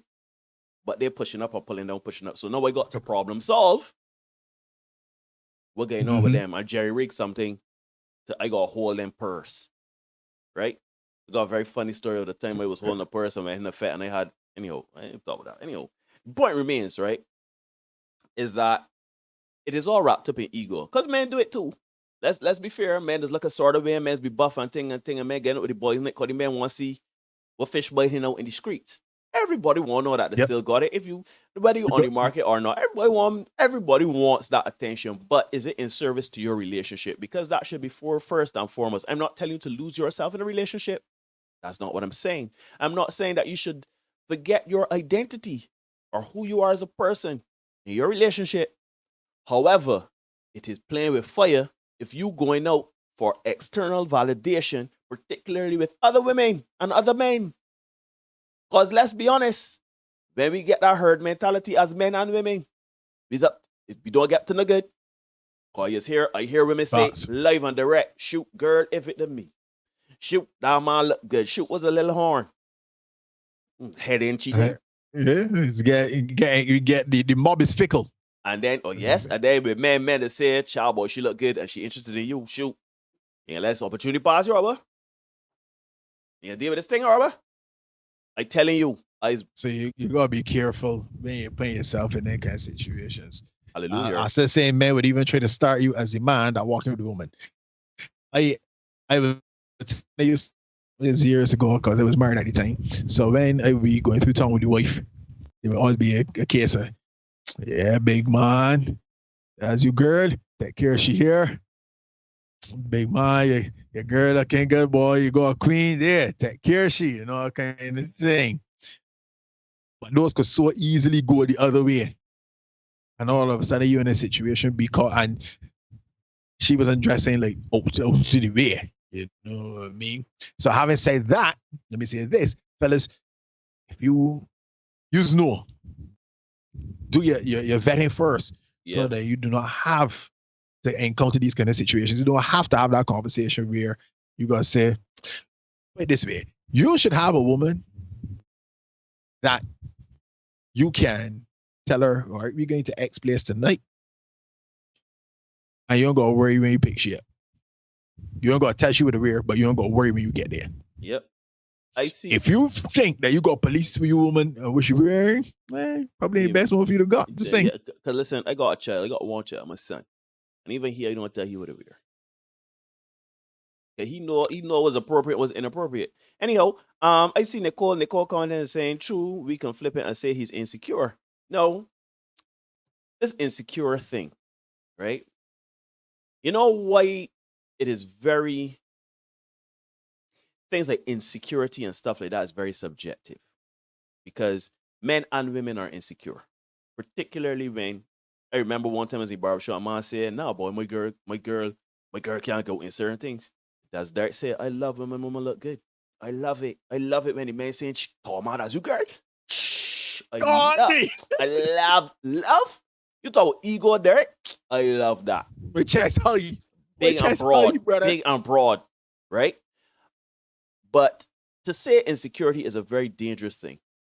Not dangerous, that's melodramatic. It's not necessarily accurate. Why? Because when you speak of insecurity, right? Insecurity, as well as understanding human nature, as well as understanding what this can mean or not mean to your relationship. For example, one may say that it's insecurity because if he really was secure in his relationship and with his woman, if the woman go in that skin to nothing, he should be rest assured that she will turn down any man who may come and come home to you. Yeah. But then it can also show that she does not have the her decision making is in question because she is doing this for her own validation. She's doing this for her own insecurity. Because one can argue if she was secure, she wouldn't have to dress like that. She could dress modest and go. Shoot, they got a picture Idris Elba with his wife. God bless, not an ounce of skin other than her hand showing. And the woman got curves on top of curves. The woman looks so good. That's the thing. Woman looks ladies, so... Ladies, if you look a certain way, trust and believe, you could be got on a queer world, a man and know who you working with. So you're going to put everything on display, but I'll say this, right? I like Nicole. I want Nicole to come for the show. Man, Nicole, trust me, Nicole is fire. But I like Nicole. Yeah. Oh, Nicole, it's fire, but this is the next comment for Nicole, then, right? Don't look at it as insecurity, right? Because I know that that's low hanging fruit. Everybody say, oh, you're just getting also because you're insecure. Nah. What is happening is that you are misinterpreting that man's 4 P's, right? You know, Nicole new to the channel. So then 4 P's being protection, provision, problem solving, procreation, right? You are misinterpreting those things and what they look like from a man. Right? So Nicole and other ladies, because I know other ladies may think, you know, you don't want me to go because ain't that the man, you know, insecure. He's trying to protect you. Why? Because in the 4 T's, and that is part of the man's vetting process. Those 4 T's being time, trouble, threat. He's trying to save himself some threat, some trouble. You gotta say that again because you broke up there a bit there. Yeah. The 4 T's are man used to vet. How much toll do I have to put out with you? How much trouble are you causing me? How much threat are you bringing to me? How much time do I have to invest in you? That's the vetting process for a man.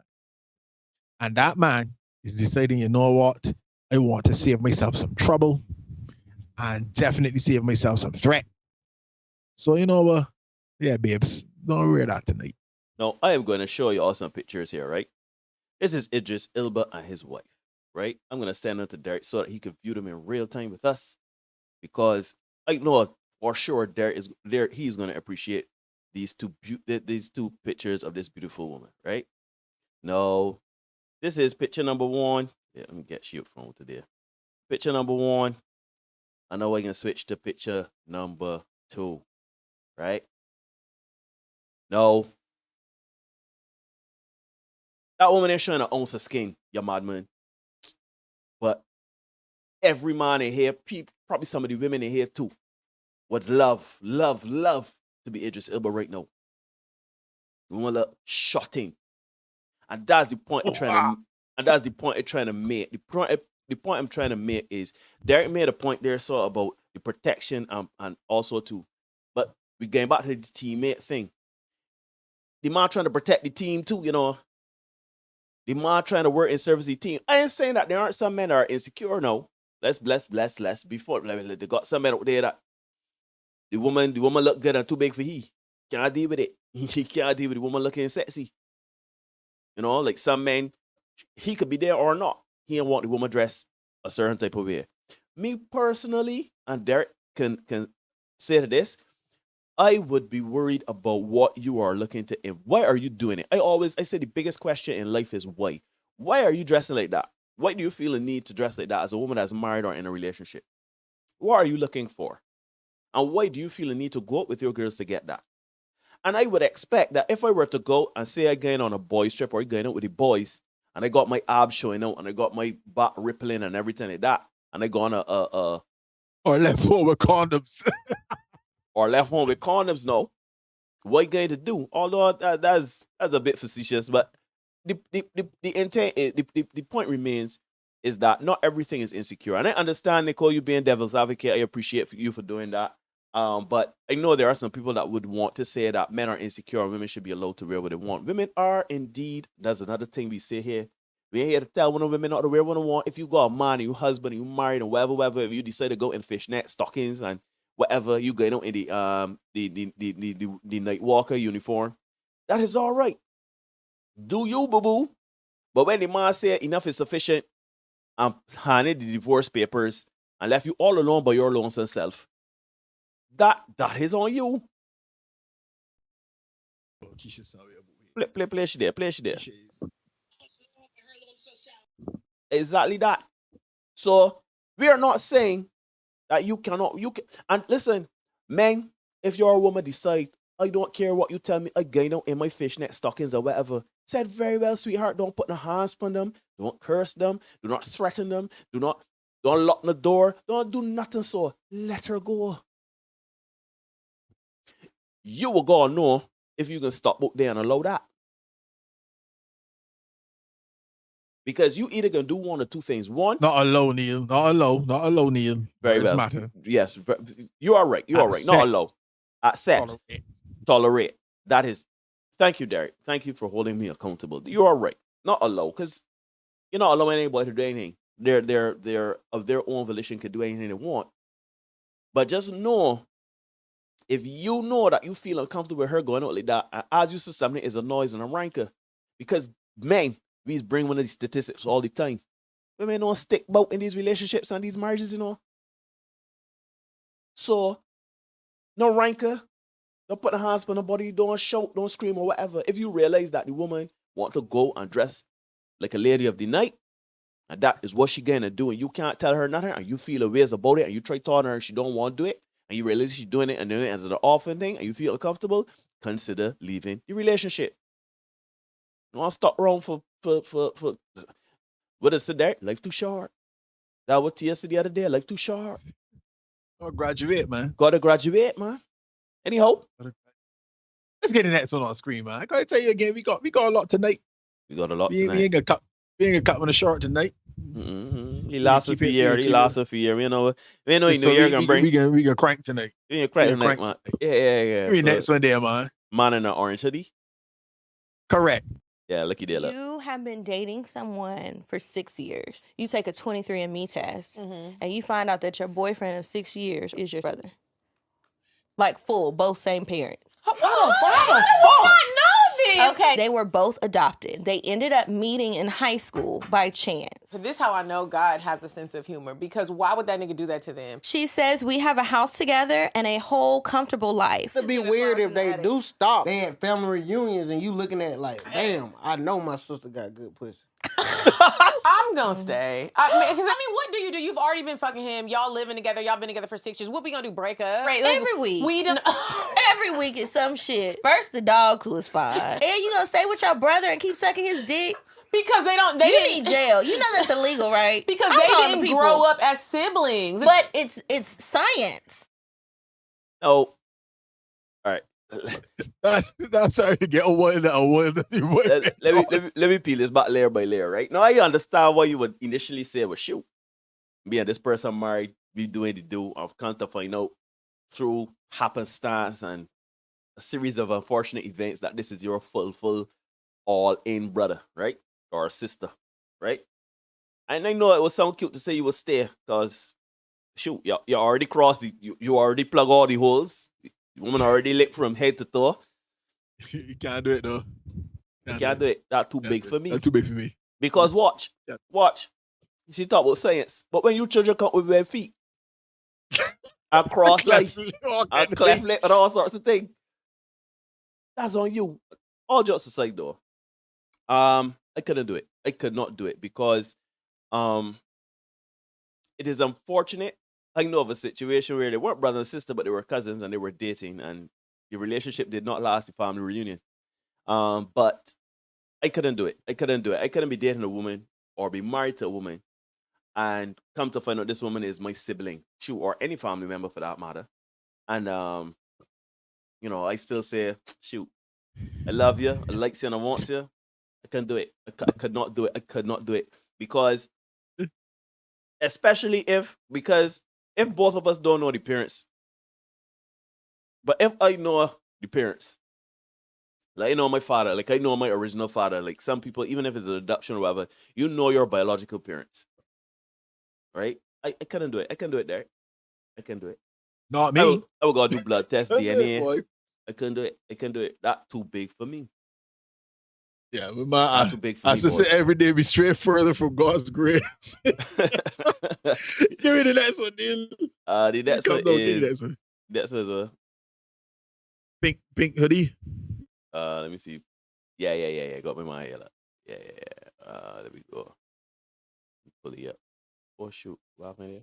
We go. Look at that. One thing you never told your ex: I used another man's money to take care of you because you were the one I loved.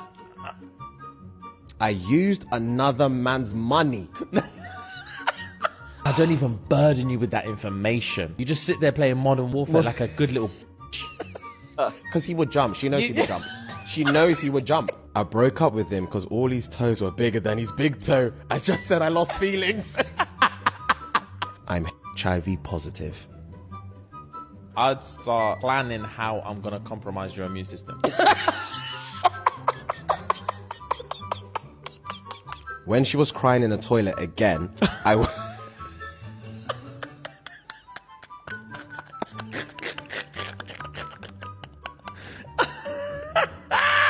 When she was crying in the toilet again, I whispered to myself, I can't wait to end this. Can't wait to end this. I can't wait to end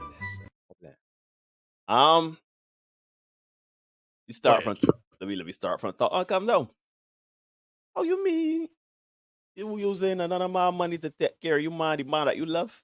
Look, Yeah, I talked about this. I talked about this earlier. Yo, don't do this, man. Don't do it. Come on, man. Don't do it. Come on, man. That's wild. Other than that, listen, we just bring this content to you not to show you that men are better than women or women are worse than men. We just bring this content to show you that nobody, none of us, men and women, none of we are good, you know. No good. I don't know, man. I don't know, man. I don't know how to say that. I But don't know, man. Neil, I have found Neil, ladies and gents in the Senate. What's it like? Actually, we got extra subscriber. Big up to the person who just subscribed. Thank Hit you the very like much. button. This is episode 183 of the Senate's podcast. So yeah, yeah, Tiger Fox, the streets rough. But I have found Neil's long lost brother. Right? And he is on this next video. So let's have a watch and see what this guy has to say. I already know. Jeez, all right. Let's get it. Don't forget who gave you the best head. You don't forget it. You could be 75 years old in the hospital with dementia. And you'll remember that moment. Yeah, you don't you remember your son or daughter's name. They're like, how old are you? I don't know. What's your name? I don't know. Who gave you the best head? Brittany Smith. I know you it was did spring too. of 2012. It was a cool breeze summer day. It's that question head, the essay head. So you got to ask her questions when she don't do it like that. Just go. Questions. Spit on it like that. Go put it between the titties like that. What? Yes. Spit on me. Disrespect me. No, ladies and gentlemen, boys and girls, people of all ages, if you don't know, Neil is a man that like the God, right? And I would say that he is 100% right. No, I don't have Alzheimer's on my deathbed at 75. But I would take it one step further. You have a tier list. You got a top 5 list. every man knows. First things first, get this out your mind. Every man knows who's the best. Right now, every man watching right now. You're going to say the name because you know someone are married and it might not be the wife. Don't do that to yourself. But some of you right now can see, not only see her face and call her name, but you can be transported back to that exact moment where the woman snatched your soul. Yeah. I can tell you, and I can tell you what that is fact. That is fact. Listen, if men used to write in diaries, they would come home. Dear diary, I had such an experience today. My gosh. Golly wow. Wax. The man say preach. If you can remember the lady that gave you the best God of your life. We ain't talking about if the woman was good. We ain't talking about if she talk sick. We ain't talking about if she good or not. We ain't talking whatever. God 9,000. If you can remember that lady, when it happened, where you was, when you towards curl up, put some ones in the chat, man. What sound was on the radio? What the weather was like? What sweater you had on, brother man? I could tell you. Where I was and what I was wearing, brother man. And hold on. I would even carry another step further. Not only do you have the list of participants in a tier list, but you have the incidents as well. You can recall vividly. Child boy, it was kind of misty that night, you know, and she had on that nice little frock that I didn't like. And we had an argument early in the night, right? But she wanted to make it up to me. And she decided to serve. And let me tell you, where the woman touched she hair in the back. And the woman starts to turn on the Hoover. Let me tell you. Man. Put some ones in the chat. If it makes sense. Right? Oh, I don't see that coming through. Listen, one's in chat, two's in chat, we talking foolishness. Shoot, I would even posit to you that some women out there can't tell you. The best. Oh, shoot. Ladies, if you could tell the man, if you could remember vividly that action that, you know, the man, the alligator death roll, and we'll let you get where. Put some tools in the chat, ladies. If you can remember that time that the man had your soul going Don't let down. it turn over. Don't let it turn over, man. Don't turn over here, the alligator death roll, man. Don't care if you turn, you can't get where. Put some tools in the chat. Anyhow, folks. This is 9:44 in Barbados, the rest of Eastern Caribbean. We're gonna go a little over time tonight. This is the last one for the year, so we cranking. Let me get this last video. This one, I can't remember who sent it to me, but it was in one of the chats. Somebody sent it to me. I said, you know what? I think this is one of the cricket chats. So yeah, let me get this one on screen. You're caught. Talk to you about what? He's my cousin. I didn't cheat. Riri, you Dominican. He's a full-fledged black guy sitting in the living room with his boxers on. You're done. You're done. Please. Dude, stop hitting my car. Move. Go. Move. Get away from my car. Get the away from my car. Move. Go. Can you please go? Open the door, bro. Can you please go? You can't get your finger through there. You're on camera. I'm going to put this on live. Stop recording me. No. Get away from my car. What are you going to do with that? Take you to jail? What you mean take you to jail? You cheating with a Vamos a hablar, por favor. Let's just talk. Let's just fucking talk, please. What is it talk about? What's there to talk about? That he's my cousin. Open the door. Yo, you look crazy. Open the door. No, get away from my car, yo. Like, you gotta go. You bugging. I got you on camera. I'm gonna break your car. I gotta go to work, yo. I gotta go.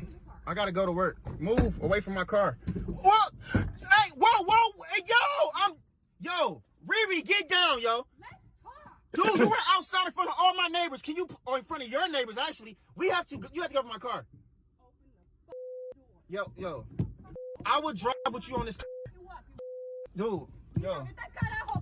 I don't even know what that mean, yo. I gotta go to work, yo. Can you please get down? You almost failed. Can you please get down? Open the folks. You bugging. Stop. Get down. If I fall, you're gonna go to jail. Dude, can you please? Okay, look. Get off. Please. I don't want. Oh my God. Look at her, y'all. Now you had it. Now look, I had it. Okay, look. You can't get in. Open the door. Can you please get away? Can we talk? Riri, no, I gotta go to work. Can we talk. Okay, go ahead, talk. Vamos a hablar. Can we talk? Go ahead. Put the window down. Don't speak. No, none of that shit. Put the window down. No, I'm gonna keep it like this. I can't see you. Talk to me. I can't see you. Talk to me. I can't see you. I can see you. Put the window down. Yo. Talk. Baja la ventana. Okay, who is he then? Who is he? My cousin. Ya yo te dije, habla español. Es mi primo. Riri, you are Dominican. How is he your cousin? Dude was blacker than me. Just stop recording me. Can we just talk for a second? No, we done. What do you mean we're done? The reason I'm recording is because you get fine. Then I will kill every Yo. See, my mom told me not to talk to you. Mix you tripping. Like, yo, I gotta go. You like bugging. No, I gotta go. No. Come on, Riri. I don't want to. Dude, get off the car. Dude, oh my God. Bro, I will go to work with you on the car. You gonna fall. If I fall, what? You gonna fall. If I fall, get off the car. You stop driving, you bitch. Dog, please. Like, yo, I gotta go to work. You making me late. Yo. No, back up. Just back up. Just talk out. Look. Can you just back up? Can you just back up? Dude, yo, chill. No. First, let me plug the show. Ladies and gentlemen, you are indeed watching Senate Podcast. Please remember to like, comment, share, subscribe, hit notification bell so you don't miss anything. This is but a drop in the bucket of the content we do. Normally, this would have been a short, but, time's hard. And the days are long. No. There, you know whose fault this is, right? It's his fault. It's his fault. but why is it his fault? But why is it his fault? Well, he should be gone from book there ever since. I will take it a step. But not even that, because he shouldn't be with she in the first place. Because that looked like behavior that he didn't know about before. That looked like he's a custom. He's a custom. He is not accepting that. He is indoctrinated. He knows exactly what that woman is. And when I saw this in the cricket chat, right, it said to the man, yeah, you could bet. And one of the other guys said it too. They're probably still together. They're probably still together. The fella, he didn't just say, yo. Yeah, this let me just grow from here. Let me get from here. Let me just roll. Mm-hmm. What did not bypass me in the midst of all the drama is that she said, essentially, if she falls off the car, she gets hurt, we'll go to jail. Yeah. Boy, y'all didn't miss that. Yeah. So she is aware. And she also acutely aware. What you recording me? What you recording me? Feel they can get something can happen, they can get to jail. So she's aware, acutely aware of how the legal system will swing in her favor. Dead wrong. If something happens in this particular interaction here. Mm-hmm. Yep. Yeah, she is acutely aware, as you said. Fellas, if you're in these kind of situations, condolences. But if you are, something like that, you see what you have to see? Left. You know, get work late that morning. You know, you get. Yeah, but here's the thing, right? I pose it to you. Here's another reason why it's his fault, right? He is doing that because I caught you, so he looking to shame. He looking to get clout off of she and say, look at she ain't a good and this and that and next. Nah, yeah. The only person you embarrassing here is yourself, fella. Man, I tell him it is a different time. Do not put your hands on no woman. Do not curse out no woman. Do not try to publicly shame or even privately shame no woman. Simply keep it pushing. You found out she cheating? You said, what you think? It's like, caught you cheating. Oh, that's your cousin. Look, very well. Ayo. Because here, Tune, he's saying the man blocking at him or whatever. That don't matter. It could be family or not. But the point is, for him to come to that conclusion means one of two things. One, they're in a toxic relationship. Every other week, somebody's blaming somebody about cheating. Two, that woman, my man had evidence, did his due diligence and found out that she was in fact cheating and got concrete evidence. Or three, he has a suspicion because she has not made him feel comfortable and safe. And he is now, in fact, insecure in his relationship because of what she does and the energy she put out there. Man, don't get into it. Just push. Just push. If you know, the back and forth ain't worth it. And if you live together, just say, here, Tune, right? Make sure you call somebody, police, friends, whomever. Let them come, and then you push. If you gonna be home and she gonna be home and things like that there, push. I know some men who say, oh, I left in my place and this, that, next, third. Mm, Well, I ain't know how, worth it. especially in Barbados, I know how you get shit from out in your place. I know. Because if police involve police and say, well, I agree that the You woman know ain't you a gonna go good, left here. but usually one that go left, not she. So I know what to tell you. That's why we say be discerning with whom you choose to get entangled with. Even if you're just looking for sex, always go in with your eyes open and vet the person properly. Because men and women ain't no good. I tell you, women too, you know. A lot of women got a lot of duds wrong with her. I want to blame a man, but it's really women's fault. And they say victim blaming. This is common sense. When some women out there ain't had a good relationship, had enough men, I ain't got one good relationship, and everything with them is men in this, men in that, men is this, men is that, men into emotional abuse. And you speaking your truth. And then when you say, but use the common denominator, that's victim blaming and victim shaming. No, sweetheart, you're making bad decisions. You got a type. So to me, and that's why we also telling men and women, yeah, the man look good, yeah, the woman look good. Shoot, that woman there saw it. She could look good in the face, and you can see she was getting kind of close to the camera. The cleavage was showing. The woman looked good. Sometimes we get enamored with the big breasts, the cute smile, and the fat booty. And we need to stop that. Gotta be more than that. Character got to matter. Men, women, you always get enamored with the broad shoulders, the bulge in the pants, and the ability to spend money. It is more than that. Anybody can spend money. Anybody can look good in 2022. You know how easy it is for a woman to look good in 2022? You know how easy it is for a man to... Shit. No, ain't even about crutch the eyelashes, is essentially be a disguise. You know what is funny? You remember we used to watch these old spy movies. I know I used to like Man from Uncle and you know the old Mission Impossible, that kind of thing. When people put on disguises, what they would do? Put on the fake wig, put on the eyelashes, put on the makeup. Some people will put on like extra padding for the cheeks. Yeah, put on a little thing. Put on a bodysuit, put on, full up the breasts, you know, tuck in the belly, wrap it up so they don't look. What we doing today? The same thing. So when it's spies, when they're working for the IMF. All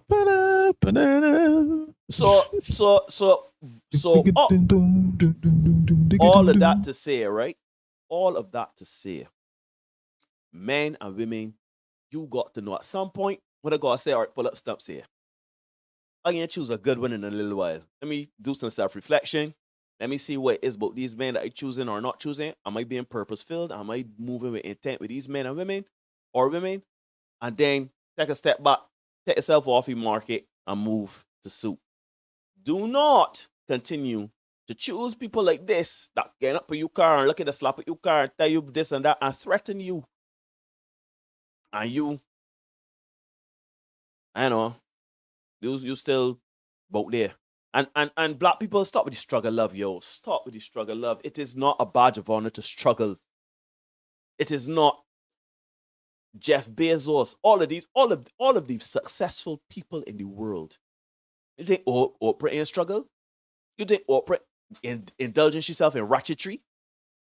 No.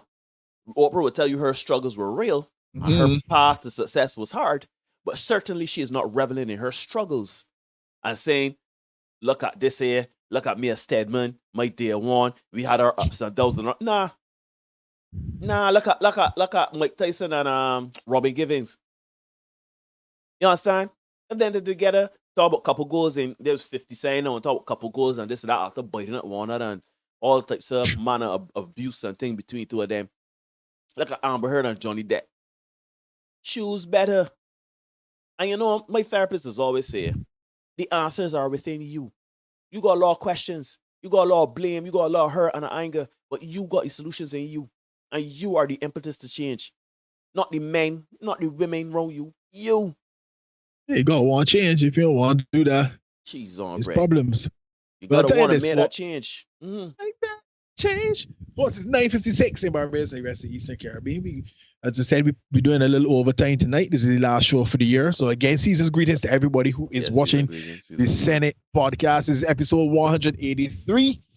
I see we got 463 subscribers. So that person who just subscribed, we appreciate you. Thank you so much. You will dance at your wedding. Yeah, for sure. We are at 12 likes, I am seeing. So feel free to hit the like button for us. We do not mind at all. That's all. Yeah. So Neil, very recently, I stumbled onto something called Kabisa Street Confessions. And this has become kind of like a guilty pleasure of mine, right? The Kabisa Street Confessions. You know how you feel about street confessions, dog. Yeah, you know Street Confessions. Nuisance. A little bit of a triggering, right? Yeah, but what is special about Kabisa Street Confessions? These street confessions are from Guyana. Or Guyana, just shot down the road. Yeah, Banner, GT. Short down the road. So I have to say, and in the new year we must do Senate Shorts, the Kabisa Street Confessions edition. Maybe we can just review a whole set of them in one batch, right? Because as we say in Barbados, these street confessions are hilarious, and it's truly interesting to note how they talk. And I don't mean in terms of accent, but the things the men say, and they say these things on camera, and it's go out. It's go to the world, right? So it just shows the difference between us here in Barbados, where we seem to have a little bit more, oddly enough, more North American influence than the people that actually live in America. We got a little bit more of that influence here and influence for the UK and stuff like that. But these fellas raw and wriggling when it comes to the things they say. And again, this is my guilty pleasure. When I'm finished with this live stream, I'm going to watch. Correct, Aston Oskan by. I am going to watch more of these because they are truly hilarious. So I picked out 3 that we can use to close out tonight's show. All right, 3. So if you are with us still, we appreciate it. Thank you so much. Join in, sit back, relax. Yes, Aston, this is going to be raw to all. You don't even know the half. So let me get the first one. That's a minute 20. Let's get that on screen. Everybody. Yeah, these are the Kabisa Street Confessions. Yeah, you're on screen there, so let's get it. You ever had to lie or manipulate somebody to get something that you wanted? Yeah. Give me an instance whereby you would have had to lie or manipulate someone to get something that you wanted. Them time I young, right? Not now, we talking about now, but them time I young. Long days, small days, there we go. Small days. I did like this little catty bar and I say, hey, I gotta get this catty. But this catty, I did shine. She like fancy thing. Yeah. And when you like fancy thing, your buttocks, this guy bleeding. Yeah, I got lie. I say yeah, I shine. I come up with a plan. I say ting. Yeah, I shine. I gonna lie to you now because me ain't got really who you are, so I gonna lie to you. And I lie to the catty and I get a thing. Wait till she. I say this car where you see I controlling it. It's me on. It's me on. Plus, watch. I show you me bank card and them thing. I got a little sap. You can set up on there and think. This time, me got no sap them time. She get Basity. Catty don't jump in the car, hey, lashing. You don't know. Confirm, you bleed the buttocks. Buttocks bleed. I am the one, the way you turn down the... Buttocks got bleed. Kid. Hold on. They watch if your eyes shine, if you like fancy things, your bottle got. Yeah, you like fancy things. What's what you mean? As far as my concern, my mom Murdoch, right? Murdoch. No. Shine girl is a trouble to man. We see it in JA. No, that's the thing. I've never heard of Shine girl until I start watching. These things, right? So that's amazing thing. So I also heard about Patty Kate and the BT and the Loli. These are terms that I've learned and I intend to use, right? So I think I need to take a trip to Guyana. But anyhow, yeah, you heard that first one, folks. My man say, look, you're watching what you got and thing. And again, my thing is, don't get tricked, ladies.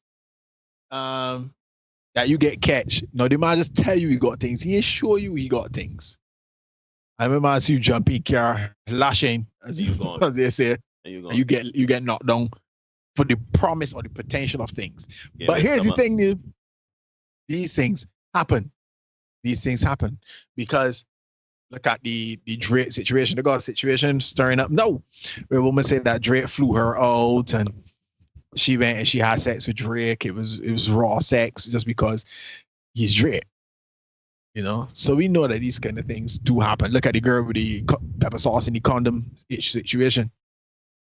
You know, these things do indeed happen when ladies think that they could get the come up from a man. So, ladies, if you're out there clout chasing and trying to come up off a check, as Brittany Renner was saying, if you're out here trying to do that, make sure that you get the check first. I know this is terrible advice to give you, ladies, but make sure you get your things first. So, cause right now you getting lash and dash for nothing. It is. This is terrible advice. It is terrible, but I mean, you know, it's toy things real. I mean, deal with how situations play out in real life. We know that there are girls out there that doing things doing something strange for a little piece of change. Yeah. So if you're gonna do something strange, make sure you get your change. Saying, you know what I mean? Anyhow, this is Mr. Street Confessions. We can close up with the second one of these here now. We got two more to give you, so give me the 204 one, Neil. You want your 204? All right. We Yeah. get you 204. Because you know the latter one. Yeah, you get 204. It proper. Yeah, let me get 204. All right, we got 204. All right, let me get it. See a dress up, you go and meet a catty. Yeah, buddy. Does a female's body count matter? It does. It does. Andrew Tate says it does. Andrew Tate says it does. And in Tate we trust. In Tate we trust, yes. In Tate we trust. Why would you say personally, right, that a female's body count matter, in your opinion? A man got a high body count. Nothing wrong. He's a G. But if a woman got a high body count, she's a hoe. She's a Ari. She's a Ari. What is your body count, like on average? 3. 3? This count is this here, so. So whosoever you're going to meet here later on is 4. You know. This is a reoccurring pot of cake. Nah, it's fresh. I want you to give me one instance whereby you've had to use some form of manipulation to get something that you wanted. I feel this girl ain't cheating, but I didn't sure. So I had to find out on my own, because she hiding her phone and thing. So what I do now, I text she somebody, can't she? When we walk place, and when she get up and go for the person, I text she so much she phone, and when I text she so much she phone, I put it in my phone. By young hands, stand the chest pain by scores. You put she save card in your phone? Yeah. Chest pain. What did you do? Did you log in WhatsApp using she number? Did you get texts from strange numbers that you don't recognize? Did you get a call from an individual? What in particular happened? I logged in the WhatsApp, and this when I realized I was a side man for 2 years. Right? You was the side nigga for 2 years. I was the side man. You, Mr. 3 pot of cake only man, was the side man for 2 years, is it? 2. So, I don't understand how a girl could play, because when there's a side, there's no there's a side. Because you can't call after certain hours. You just know the rules. Did those rules apply to you? Bye. I say it's woman is dog, right? What? Woman is dog. The chest space, bye. Chest space, bye. Ladies and gentlemen, all jokes aside, please don't go in nobody's phone. Don't take out nobody's SIM card or put in your phone. Because that is disgusting behavior. That is true, like manic behavior. That ain't worth it. If you got to go to I am speaking as a man that have gone He chest, Aston. He chest, not your belly. He chest. Right? I am a man that have gone into once I suspected my girl to be cheating, and I'm not proud to say this. This one time and one time only. I went in the woman's email address. You understand? And when I realized the lengths I was going through to get into this woman's email address and to access things that ain't got nothing to do with me, whether I found something or not, I felt disgusted with myself. Because it ain't yours. If you have the feeling, the energy that you can put in to try to get in somebody's phone and come up with this plan to get them SIM card and put it in your phone and log into this and that, you next, you third. You can use that energy to say, see me? They say, upsetting my chi, my oneness. Let me get rid of she. Let me bounce and move from around that situation. Because it don't make no sense sending yourself mad in that situation to come. Because all of a sudden now you Blofeld and James Bond. You coming out, you stroking a cat, you looking to come out with a big brain move just to get access to this person thing to find out if they're cheating. And that's number one. Number two, he's always saying, if you're looking for a horn, you're going to find it. You're going to find it. Whether she you will horn always or not, see something. You will always see something in somebody's phone that to make you believe that you getting horn. So it could be the most benign conversation. It don't matter. You can see it, you bring it, twist it up, and you can find the horn. Right? It's my man said he was saying man for 2 years. 2 years. And I will show you fellas and ladies, because I'm sure the ladies know this, the ladies can bear me out. Fellas, if your lady does not want you to find out where you getting horn, man saying, look, you ain't gonna find out. You ain't gonna find out. Especially she don't want, if she ain't really checking the more, then she will let you know that, yeah, this is what going on here. So, but yeah, this is my guilty, has been my guilty pleasure for the past, I want to say a week or so. And I'm going to bring more to the folk. I'm definitely going to bring more. Should put some ones in chat if you want to see the man review some more Kabisa Street Confessions. But we can get more regardless. But let me know if you want some more. But we can do a whole episode with just these, right? But hold on, don't wait, hold on. Don't let me dipsy do it because there's the body count, and we got new people in the chat. All it was says body count matters. Why? Because women control access to sex, and if you this control whole episode access, was about that, right? And if you control access to sex as a woman, you letting anybody and sundry come through the door. You ain't very much of a security gatekeeper. You know what I say? You're not a bouncer. You're not much of a bouncer. People just walking in as they like. Yeah, you gotta meet a certain criteria to get through the door. And if you let it all and sundry walk through the door, you two and three at a time letting them in couples and triples and foursomes and all sorts of things. People running the train, come and ride the train. People riding the train, like use the Oriental Express, and people just coming through. But your discernment is out the door. You can't manage my affairs. You can, because you can be my teammate. You can let anybody and sundry get past you. James Harden. That just ain't working for me. I just saying, right? So don't let me fool our foot about the count. Doesn't matter because men do not control access to sex. We do not. We do not. So that's why a man is seen as a G, because when a man sleeps with a lot of women, Gotta achieve something to get that done. He has to have, whether it's the gift of gab, whatever he has. Tall, good looking, got money. Whatever he has done, chances are, if you take it out good faith, the man reward is women. Reward is women.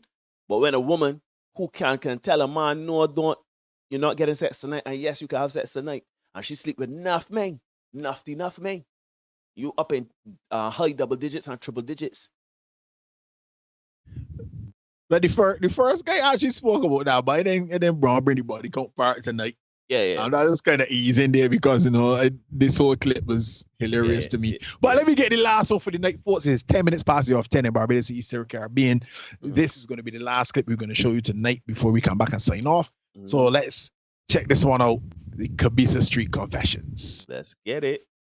Does a woman's body count matter? How much man she been with? As a woman, so long as you know to entertain yourself, I think that you could do things that you could entertain yourself without a man or a woman if you are both ways. You're a male, right? And you go in a relationship with this individual, a female, and this female now tell you that she been with 50 men before.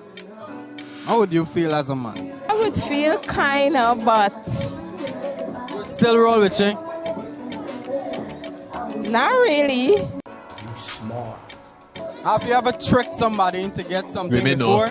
And give me a story of when you had to trick somebody to get something. Why be honest with your friend?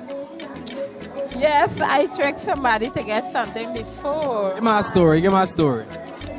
And why I tricked that person? Because I was in my time of the month and I was wanting some finance, but I actually told that person that I'm not in the mood. So he have to do something else to get me in that mood. And he said he's not the kind of person, so. Where's there something else you want me friend do, man? Where's there something else you want pressure this man to do? You're being honest with me all night. I want you keep being honest with me. Okay, I actually tell you like, sucking my cat is more entertainment to me than. So you put in the poker? You don't that time of the month you go and get a man the red velvet cake for you, just so? Of course. The red velvet. Red velvet cake? Of course, I do it already. You give man your red velvet cake for it already? Of course. And they eat it? Yes. They know that red velvet going on there? Not actually, but I know. You could hide though, it's a way for you to run in. It don't run in all the time, always work, man. By the alcohol that I drink? Stop it. It was done for a little while then. Yes. But in the height of it come on. In the height of the sucking or the sexing, it catchy lip. Yes, it is not the catchy lip, it catch actually the belly. Slip my wrist completely off. There's a whole river. You're drunk, you nearly kill you. How did you react to something like that? How did I react? I kind of feel bad, but... How did he react? I don't know how he feel, but I feel bad and good at the same way. Did he get obsessive after? Did he start running behind you, tracking you down all over you go? Yes. Actually, we get married. Eating red velvet cake is the key to marriage. Yo. That bird off for the Bird off for the Listen. Start from the beginning. No, let me start from the back and come forward. I mean, if you can do that, because we're married. We can't marry the boy, yes, no? Is she know? After you do that, we get aim for a penny, aim for a pound. Listen, I am not a CSI. I don't work for no criminal crime scene investigative department. Again, I don't analyze blood. I'm not what it's called a hemoglobinist. I am not. I end up no. And I'm not a hemophile. No. As a man that when it's that time in the month, I can't help you. I can't help you. I can't help you. I don't like the sight of blood. That aside,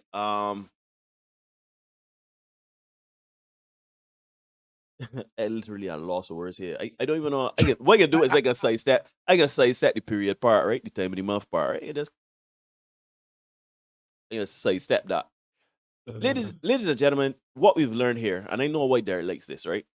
The first reason why this is absurd, right? Is don't be tricking people. I know we've all manipulated. Don't let dipsy do the place. Especially if we all at this our age. We have manipulated someone, a partner or a lover or potential for saying, we've done it. We've all done it. So don't let me manipulate people. Because flamboyant, I can't pronounce that word. Right. Bless you. But the point is, right? If you can, because it's one thing to say everybody has manipulated, and then there's another thing to say that people manipulate or continue to manipulate. So let us start with the manipulation. Do not utilize that. Was that you playing? Hooking that Lee, man. Oh. Yeah. Men, you're not mosquitoes. Do not be sucking no blood. You're not Dracula. You are not a Twilight extra. You are not Blade. Don't suck no blood. There's not interviewed. You're not Lestat. Don't do that, right? The second thing is that stop manipulating people. It really doesn't feel good to manipulate somebody unless you're a real sociopath. Then you got bigger problems. And the last reason why I think Derek loves this content so much, right, And I think the real message that it wants to give to the people, right, is, ladies and gentlemen, when you're out and about in a public place, or you could be private setting, and you see the red light, the camera light come on, and you see a mic come in your face, right? And you get answer questions. Ain't everything it's not everything you got. You could plead the fifth. Consider it like this: if you was in a court of law, passing people a microphone and a camera. you in the court of law, and the people say, "Listen, let me ask you a question about what you're accused of, or what your friend or person associate is accused of." You gonna plead the fifth, right? So you don't want to answer that and incriminate yourself. You don't want to incriminate yourself. You say, "I plead the fifth." Remember this? I plead the fifth. Right? 1, 2, 3, 4. Right? You will plead the fifth. So tell me why. You get in, you see a man with a camera, you see a man with a mic, everybody having fun on the street. Somebody asks you about a threesome, somebody come ask you about tricking somebody, ask you about the weirdest, nastiest thing you do, and you can come and talk, you fool your mother, or you fool your cousin, or don't think it's somebody, right? I ain't got no secrets. I ain't like my life. As I tell somebody today, I am boring. I'm very boring, very sterile. I ain't got no, I don't know what kinky stories nor nothing like that. Where it was me, I like 4 other people. I ain't got none of them. I ain't got none of them. I ain't got no cousin stories. I got none of that. Right? What if I was to have those secrets, and somebody come and jut a microphone in my face and say, look at our brother. What's the nastiest thing you do with a woman? And I think back to myself and I see you. Can't hear that. Remember Wayne. Can't hear it. Can't do it. In this show, watch it. Man come up. No, y'all know how you feel about the God. Man put the microphone in my face, light on. So that's a good God. I said, yeah, man, that's a good life-changing God. So, all right, well, tell me about the time you had the best. Call names. Give situations. There's an episode with that, you know. There's an episode with that. There you go. Make this call. You got to bring name. You got to bring name. You got to bring name, dog. You got to bring it, dog. Bring it. But please, ladies and gentlemen, I understand we live in an age of social media, instant access. All of us have cameras and ability to go live and to share what is called viral elasticity. We have the ability to go viral, the viral viscosity or whatever. And everything you got to put out there. Some things we have covered a myriad of things on this show. Some of you are new today. You all don't know the content that we have shared. We have literally, let's go down the line. We have shared a woman said that she had a threesome with a man and his biological mother, and everybody was sucking and pooping. She was sucking dick. Yeah, she was sucking dick, right? Then we had a man that professed that he's give himself the best God. He's give himself the God 9000, the self-God. And he goes into detail. Whatever. What else have we covered? He also here? puts his own penis in his own ass, huh? Oh yes. He also puts his own penis in his own ass. And these people this ain't under interrogation, war, torture. This ain't like war crimes, you know. Just walk out ear to mouth. Man, just walk out ear to mouth. I know you want people to stop that. Because you ain't getting clout. You want to be known as the man that's fooled yourself. You want to be known as the man that had a threesome with a man, his mother. That's what you want to be known as? That's what you want you claim to fame. You want your 5 seconds of fame so badly that you can air out your mouth and make yourself look like a complete and utter fool to get you 15 seconds of fame? Man, stop it. We got to stop doing this for clout and a lot of things. And this comes all the way back around to ego, where we started. Ego is the biggest killer of, I would dare say, society in the Western world. All of we want that dopamine hit, that validation, that justification. We just want to be able to say, look at me. Let me get my likes and clicks and followers. I want to get 1,000 followers by any night. So let me come and talk about how I went with a horse in the back of the stable. And like, what we doing? What are we doing? You cannot want validation that badly. You can't have such a huge ego, or you can't be craving for attention so badly that you're willing to put yourself under the bus. You can imagine you put yourself on the bus. You under the left brake on the axle. I just don't know, Derek. Honestly, it's fascinating stuff. And I want people to understand You know, if you got ego, you want use a narcissist or whatever, you just want attention, do you thing. Here, matter of fact, I take all that back. Shoot, you want to talk about how you spook yourself and use have sex with pigs and use whatever you want to do. If you want air dog, do your thing, man. But don't come and confuse the people when nobody says and congratulates you and said, he's a pig fucker. Congratulations. No, no, no, no, no, no, no. No, there are no pig fucker awards. Nobody gets awards for doing that. So let me calm down and adapt to the technology. Let me do that. We can do that, please. It take the technologies we got here. So my man time go for say to quote casual. No, you gotta play that again. I wasn't ready. Play again. Oh, casual, man. You ain't gonna work with me. So Dr. Kerry says in those parts of the region they just cut with blood sausage in Trinidad and back in the day to hold no. Stop. Don't read them all. Who says so? Dr. Kerry? Yeah. His story was drop some of your period blood in the food and cook it down. But it married down, so like it worked. Listen, Dr. Kerry, you and I have had conversations now. I know you're being facetious, but stop that. Because if you on that time of the month, you're on your cycle, you pedaling, going up the glory, right? You and Mother Nature on a two-seater, going up the road, right?